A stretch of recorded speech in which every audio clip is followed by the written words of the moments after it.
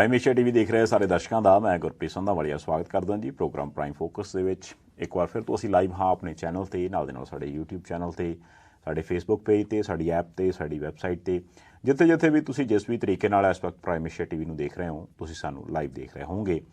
ਅਤੇ ਅੱਜ ਦਾ ਜਿਹੜਾ ਮੁੱਦਾ ਹੈ ਜੀ ਉਹ ਸਿਹਤ ਨਾਲ ਜੁੜਿਆ ਹੋਇਆ, ਕਿਉਂਕਿ ਸਿਹਤ ਦੇ ਉੱਪਰ ਅਸੀਂ ਇਸ ਕਹਿ ਲਓ ਪ੍ਰੋਗਰਾਮ ਦੇ ਵਿੱਚ ਗੱਲਬਾਤ ਕਰਦੇ ਰਹਿੰਦੇ ਹਾਂ ਅਲੱਗ-ਅਲੱਗ ਸ਼ਖਸੀਅਤਾਂ ਜਾਂ ਡਾਕਟਰ ਸਾਹਿਬਾਨ ਨੂੰ ਬੁਲਾ ਕੇ। ਅਤੇ ਕਾਰਨ ਇਹ ਹੈ ਕਿ ਕਈ ਵਾਰ ਆਪਾਂ ਨੂੰ ਬਿਮਾਰੀਆਂ ਜਿਹੜੀਆਂ ਨੇ ਲੱਗਦੀਆਂ ਨੇ ਕਿ ਵੀ ਫਲਾਨੀ ਬਿਮਾਰੀ ਸ਼ਾਇਦ ਕਿਸੇ ਹੋਰ ਕਾਰਨ ਦਾ ਕਰਕੇ ਆ। ਪਰ ਬਹੁਤ ਵਾਰ ਜ਼ਿਕਰ ਹੋ ਚੁੱਕਾ ਹੈ ਕਿ ਮੋਟਾਪਾ, ਈਵਨ ਹੁਣ ਤਾਂ ਕਹਿ ਲਓ ਕਿ ਰਿਸਰਚਾਂ ਵੀ ਇਹ ਗੱਲ ਮੰਨ ਚੁੱਕੀਆਂ ਨੇ ਕਿ ਮੋਟਾਪਾ ਬਹੁਤ ਸਾਰੀਆਂ ਬਿਮਾਰੀਆਂ ਦੀ ਜੜ੍ਹ ਹੈ।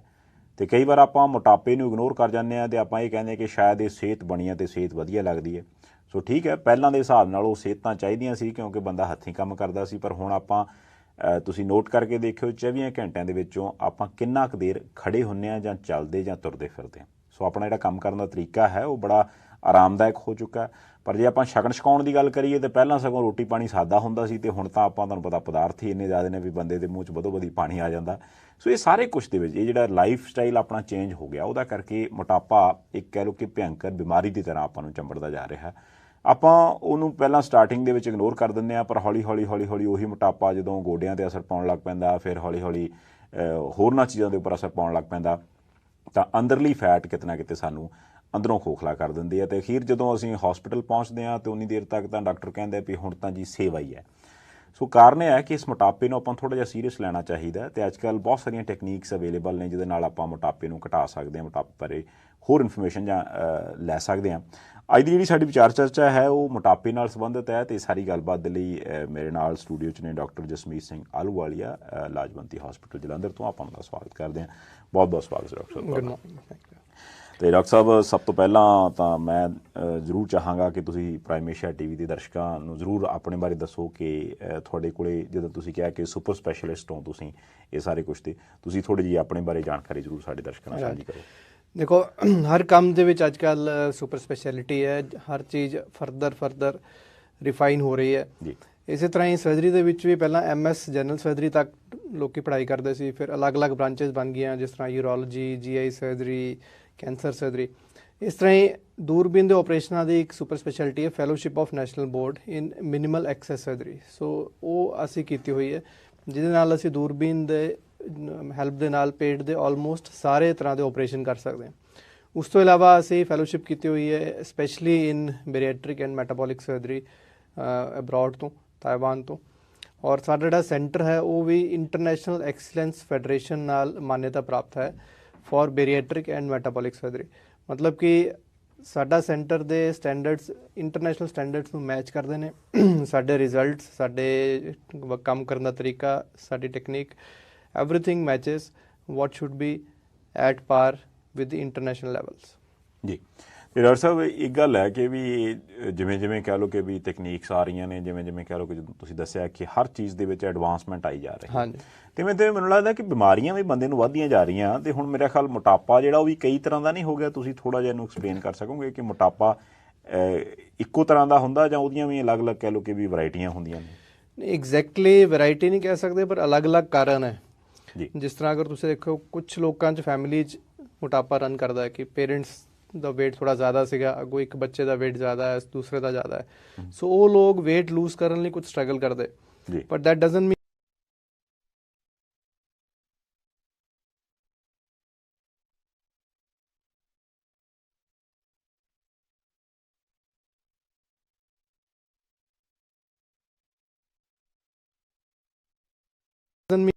ਹੈ ਕਿ ਉਹ ਆਫਟਰ ਪ੍ਰੈਗਨੈਂਸੀ ਵੇਟ ਗੇਨ ਕਰ ਲੈਂਦੇ ਹੈ ਔਰ ਸੋਸ਼ਲ ਪ੍ਰੈਸ਼ਰ ਦੇ ਅੰਦਰ ਆ ਕੇ ਹਾਈ ਕੈਲਰੀ ਫੂਡ ਜ਼ਿਆਦਾ ਲੈਂਦੇ, ਔਰ ਬਾਅਦ ਦੇ ਵਿੱਚ ਉਹ ਵੇਟ ਲੂਜ਼ ਕਰਨਾ ਮੁਸ਼ਕਿਲ ਹੋ ਜਾਂਦਾ। ਸੋ ਬੇਸਿਕਲੀ ਵੇਟ ਗੇਨ ਕਰਨਾ ਈਜ਼ੀ ਹੈ ਉਹਨਾਂ ਲਈ, ਪਰ ਬਾਅਦ 'ਚ ਜਦੋਂ ਉਨਾ ਹੀ ਵੇਟ ਘਟਾਉਣਾ ਹੈ ਫਿਰ ਉਹ ਪੂਰੀ ਲਾਈਫ ਸਟਰਗਲ ਕਰਦੇ ਰਹਿੰਦੇ, ਵੇਟ ਘਟਦਾ ਨਹੀਂ। ਦੂਸਰੇ ਸਾਈਡ 'ਤੇ ਕਾਫੀ ਸਾਰੇ ਮੇਲ ਜਿਸ ਤਰ੍ਹਾਂ ਦੇ ਆਉਂਦੇ ਜਿਹੜੇ ਯੰਗਰ ਏਜ 'ਚ ਡਰਿੰਕ ਜ਼ਿਆਦਾ ਕਰਨ ਲੱਗ ਗਏ। ਡਰਿੰਕ ਦੇ ਨਾਲ, ਡਰਿੰਕ ਵੀ ਹਾਈ ਕੈਲਰੀ ਹੈ, ਪਲੱਸ ਨਾਲ ਸਨੈਕਸ ਕਾਫੀ ਹਾਈ ਕੈਲਰੀ ਹੈ। ਸੋ ਉਹਨਾਂ ਦੇ ਲਾਈਫ ਸਟਾਈਲ ਕਰਕੇ ਵੇਟ ਇੱਕ ਵਾਰੀ ਵੱਧ ਗਿਆ, ਬਟ ਆਫਟਰ ਮੈਨੀ ਈਅਰਸ ਦੇ ਰਿਅਲਾਈਜ਼ ਕਿ ਹੁਣ ਅਸੀਂ ਇਹਨੂੰ ਘਟਾਉਣਾ ਹੈ, ਪਰ ਫਿਰ ਉਹ ਘਟਦਾ ਨਹੀਂ। ਇੱਕ ਜਗ੍ਹਾ 'ਤੇ ਜਦੋਂ ਪਹੁੰਚ ਗਿਆ then again it becomes a problem. So different reasons ਹੈ ਟੂ ਰੀਚ ਸਟੇਟ ਜਿਹਨੂੰ ਅਸੀਂ ਓਬੈਸਿਟੀ ਕਹਿੰਦੇ ਹਾਂ। ਓਬੈਸਿਟੀ ਦਾ ਮਤਲਬ ਇਹ ਹੈ ਕਿ ਫੈਟ ਹੁਣ ਇੰਨੀ ਜ਼ਿਆਦਾ ਹੋ ਗਈ ਬੋਡੀ 'ਚ ਕਿ ਇਹ ਸਾਡੀ ਸਿਹਤ ਲਈ ਹਾਨੀਕਾਰਕ ਹੋ ਗਈ। ਅਗਰ ਥੋੜਾ ਜਿਹਾ ਫੈਟ ਜ਼ਿਆਦਾ ਨੂੰ ਅਸੀਂ ਓਵਰਵੇਟ ਕਹਿੰਦੇ, ਜਿਹਨੂੰ ਅਸੀਂ ਬਾਕੀ ਤਰੀਕੇ ਨਾਲ ਘਟਾ ਸਕਦੇ। ਪਰ ਜਦੋਂ ਇਹ ਓਬੈਸਿਟੀ ਔਰ ਮੋਰਬਿਡ ਓਬੈਸਿਟੀ ਵੱਲ ਚਲੇ ਜਾਂਦਾ ਜੀ ਫਿਰ ਬੈਰੀਏਟ੍ਰਿਕ ਸਰਜਰੀ ਦਾ ਰੋਲ ਸਟਾਰਟ ਹੋ ਜਾਂਦਾ। ਪਰ ਇੱਕ ਗੱਲ ਹੈ ਡਾਕਟਰ ਸਾਹਿਬ, ਮੈਂ ਕਈ ਵਾਰ ਦੇਖਿਆ ਕਿ ਬੰਦਾ ਕਹਿੰਦਾ ਜੀ ਬਾਕੀ ਤਾਂ ਸਰੀਰ ਮੇਰਾ ਪਤਲਾ, ਬਸ ਪੇਟ ਹੀ ਵਧਿਆ, ਹਾਂਜੀ, ਉਹ ਵੀ ਮੋਟਾਪੇ 'ਚ ਆਉਂਦਾ? ਇਹ ਪੇਟ ਦਾ ਵਧਣਾ ਸਭ ਤੋਂ ਖਤਰਨਾਕ ਹੈ। ਅਗਰ ਮੋਟਾਪੇ ਦੀ, ਜਿਸ ਤਰ੍ਹਾਂ ਤੁਸੀਂ ਕਿਹਾ ਕਿ ਕਿਸਮਾਂ, ਦੋ ਤਰੀਕੇ ਨਾਲ ਨੂੰ ਇਸ ਤਰ੍ਹਾਂ ਵੀ ਕਲਾਸੀਫਾਈ ਕਰ ਸਕਦੇ। ਇੱਕ ਹੈ ਸੈਂਟਰਲ ਓਬੈਸਿਟੀ, ਜਿਹਦੇ 'ਚ ਪੇਟ ਜ਼ਿਆਦਾ ਹੈ, ਦੂਸਰਾ ਹੈ ਪੈਰੀਫਰਲ, ਕਿ ਬਾਕੀ ਬੋਡੀ ਜ਼ਿਆਦਾ ਹੈ ਲੇਕਿਨ ਪੇਟ ਥੋੜਾ ਘੱਟ ਹੈ। ਇਹਨਾਂ ਦੋਨਾਂ 'ਚੋਂ ਸੈਂਟਰਲ ਓਬੈਸਿਟੀ ਜ਼ਿਆਦਾ ਖਤਰਨਾਕ ਹੈ, ਕਿਉਂਕਿ ਪੇਟ ਦੇ ਅੰਦਰ ਹੀ ਜ਼ਿਆਦਾਤਰ ਔਰਗਨਸ ਹੈ, ਉਹਨਾਂ ਦੇ ਅਰਾਊਂਡ ਫੈਟ ਹੁੰਦੀ ਕਾਫੀ ਜ਼ਿਆਦਾ, ਔਰ ਇਹ ਫੈਟ ਅੰਦਰ ਕਾਫੀ ਸਾਰੇ ਹਾਰਮੋਨਸ ਇਸ ਤਰ੍ਹਾਂ ਦੇ ਬਣਾਉਂਦੇ ਜਿਹੜੇ ਬੋਡੀ ਲਈ ਖਤਰਨਾਕ ਹੈ ਜੀ। ਸੋ ਇਹਦੇ ਨਾਲ ਸ਼ੂਗਰ, BP ਪਲੱਸ ਹੋਰ ਜਿੰਨੀਆਂ ਬਿਮਾਰੀਆਂ ਮੋਟਾਪੇ ਨਾਲ ਜੁੜੀਆਂ ਹੋਈਆਂ ਉਹ ਹੋਣ ਦਾ ਜ਼ਿਆਦਾ ਰਿਸਕ ਹੈ ਐਜ਼ ਕੰਪੇਅਰ ਟੂ ਕਿ ਜੇ ਅਗਰ ਪੇਟ ਘੱਟ ਹੈ ਤੇ ਬਾਕੀ ਬੋਡੀ ਜ਼ਿਆਦਾ ਹੈਵੀ ਹੈ। ਨਹੀਂ, ਪਰ ਜਦੋਂ ਆਪਾਂ ਦੇਖਦੇ ਹਾਂ ਨਾ ਤਾਂ ਕਈ ਬੰਦਿਆਂ ਦੇ ਵਿੱਚ ਨਾ ਤੁਸੀਂ ਦੇਖੋ ਕਿ ਉਹ ਸਰੀਰ ਦਾ ਜਿਹੜਾ ਮਾਸ ਹੈ ਉਹ ਡਲਕਣ ਲੱਗ ਪੈਂਦਾ ਨੀਚੇ ਨੂੰ, ਇੰਨਾ ਜ਼ਿਆਦਾ ਮੋਟਾਪਾ ਆ ਜਾਂਦਾ ਉਹਨਾਂ ਦੇ ਵਿੱਚ। ਉਹ ਕੋਈ ਵੱਖਰੀ ਤਰ੍ਹਾਂ ਦਾ ਮੋਟਾਪਾ ਹੈ ਜਾਂ ਉਹ ਵੀ ਕਹਿ ਲਓ ਕਿ ਵੀ ਇੱਕ ਐਕਸਟ੍ਰੀਮ ਸਟੇਜ ਹੈ ਮੋਟਾਪੇ ਦੀ? ਅਗਰ ਤੁਸੀਂ ਬਹੁਤ ਮੋਟੇ ਲੋਕਾਂ ਦੀ ਗੱਲ ਕਰਦੇ ਹੋ ਜਿਨ੍ਹਾਂ ਦਾ weight ਸੇ ਅਰਾਊਂਡ 200 kg ਹੈ ਪਲੱਸ ਹੈ, ਉਹ ਅਲੱਗ ਕੈਟੇਗਰੀ, ਮਤਲਬ ਉਹ ਤਾਂ ਐਕਸਟ੍ਰੀਮ ਐਂਡ ਆਫ ਓਬੈਸਿਟੀ ਹੈ। ਉਹ ਮਾਸ ਹੀ ਨਹੀਂ ਜਾ ਰਿਹਾ, ਮਾਸ ਦੇ ਨਾਲ ਨਾਲ ਫੈਟ ਵੀ ਹੈ। ਮਾਸ ਸਕਿਨ ਦੇ ਨੀਚੇ ਬੇਸਿਕਲੀ ਫੈਟ ਹੀ ਜਿਹੜੀ ਤੁਹਾਨੂੰ ਨਜ਼ਰ ਆਉਂਦੀ ਹੈ, ਲੇਅਰਸ ਬਣ ਗਈਆਂ। ਹਾਂਜੀ। ਸੋ ਉਹ ਐਕਸਟ੍ਰੀਮ ਕਾਈਂਡ ਆਫ ਓਬੈਸਿਟੀ ਹੈ। ਬਟ ਇਨ ਜਨਰਲ ਪੋਪੂਲੇਸ਼ਨ ਦੇਖੋ ਜਿਨ੍ਹਾਂ ਦਾ ਥੋੜਾ weight ਜਾ ਰਿਹਾ, ਜਿਸ ਤਰ੍ਹਾਂ ਅਗਰ ਮੇਰੀ ਹਾਈਟ ਦਾ 5-7 ਦਾ ਕੋਈ ਮੇਲ ਹੈ, ਉਹਦਾ weight ਅਰਾਊਂਡ 90-100 ਇੰਨਾ ਹੈ, ਸੋ ਉਹਨਾਂ ਨੂੰ ਵੀ ਮੋਟਾਪੇ ਨਾਲ ਪ੍ਰੋਬਲਮਸ ਆ ਰਹੀਆਂ, ਮੋਟਾਪੇ ਕਰਕੇ ਬਾਕੀ ਬਿਮਾਰੀਆਂ ਲੱਗ ਰਹੀਆਂ ਜੀ। ਸੋ ਉਹ ਜ਼ਿਆਦਾ ਅੱਛੇ ਕੈਂਡੀਡੇਟ ਹੈ to reduce weight rather than ਜਿਹੜੇ ਐਕਸਟ੍ਰੀਮ ਤੇ ਪਹੁੰਚ ਗਏ, ਉਹ ਰੇਅਰ ਪੇਸ਼ੈਂਟਸ ਹੈ ਐਂਡ ਉਹ ਕਹਿ ਲਓ ਕਿ ਟਰਮੀਨਲ ਸਟੇਜ ਤੇ ਜੀ।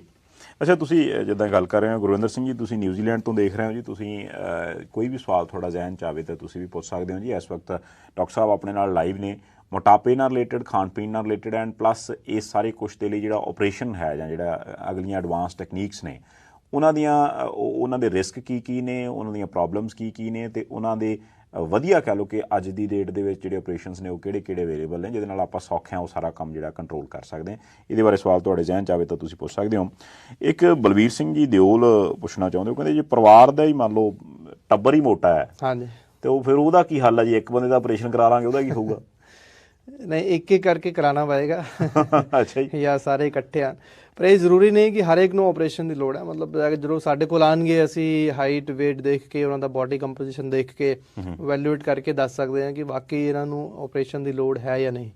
ਦੂਸਰੀ ਗੱਲ ਇਹ ਹੈ ਕਿ ਜਿਨ੍ਹਾਂ ਨੇ ਬਾਕੀ ਸਾਰੇ ਮੈਥਡਸ ਟਰਾਈ ਕਰ ਲਏ, ਜਿਸ ਤਰ੍ਹਾਂ ਡਾਈਟਿੰਗ ਹੈ, ਐਕਸਰਸਾਈਜ਼ ਹੈ, ਉਹ ਸਭ ਕੁਝ ਫੇਲ ਹੋ ਗਿਆ ਓਵਰ ਅ ਲੌਂਗ ਪੀਰੀਅਡ, 6 ਮਹੀਨੇ ਸਾਲ ਕਰਕੇ ਦੇਖ ਲਿਆ, ਕੋਈ ਅਸਰ ਨਹੀਂ ਆ ਰਿਹਾ, ਫਿਰ ਉਹਨਾਂ ਦਾ weight ਇੰਨਾ ਜ਼ਿਆਦਾ ਆਉਂਦਾ ਹੈ ਕਿ ਬੈਰੀਏਟ੍ਰਿਕ ਸਰਜਰੀ 'ਚ ਫਾਲ ਕਰਦਾ, ਕਿਉਂਕਿ ਬੈਰੀਏਟ੍ਰਿਕ ਸਰਜਰੀ ਕਰਨ ਲਈ ਕੁਝ ਮਿਨੀਮਮ ਅਮਾਊਂਟ ਆਫ weight ਜਾਂ BMI ਹੋਣਾ ਜ਼ਰੂਰੀ ਹੈ। ਅਸੀਂ ਮੋਟਾਪੇ ਨੂੰ ਕਲਾਸੀਫਾਈ ਕਰਦੇ ਹਾਂ ਬੋਡੀ ਮਾਸ ਇੰਡੈਕਸ ਦੇ ਹਿਸਾਬ ਨਾਲ।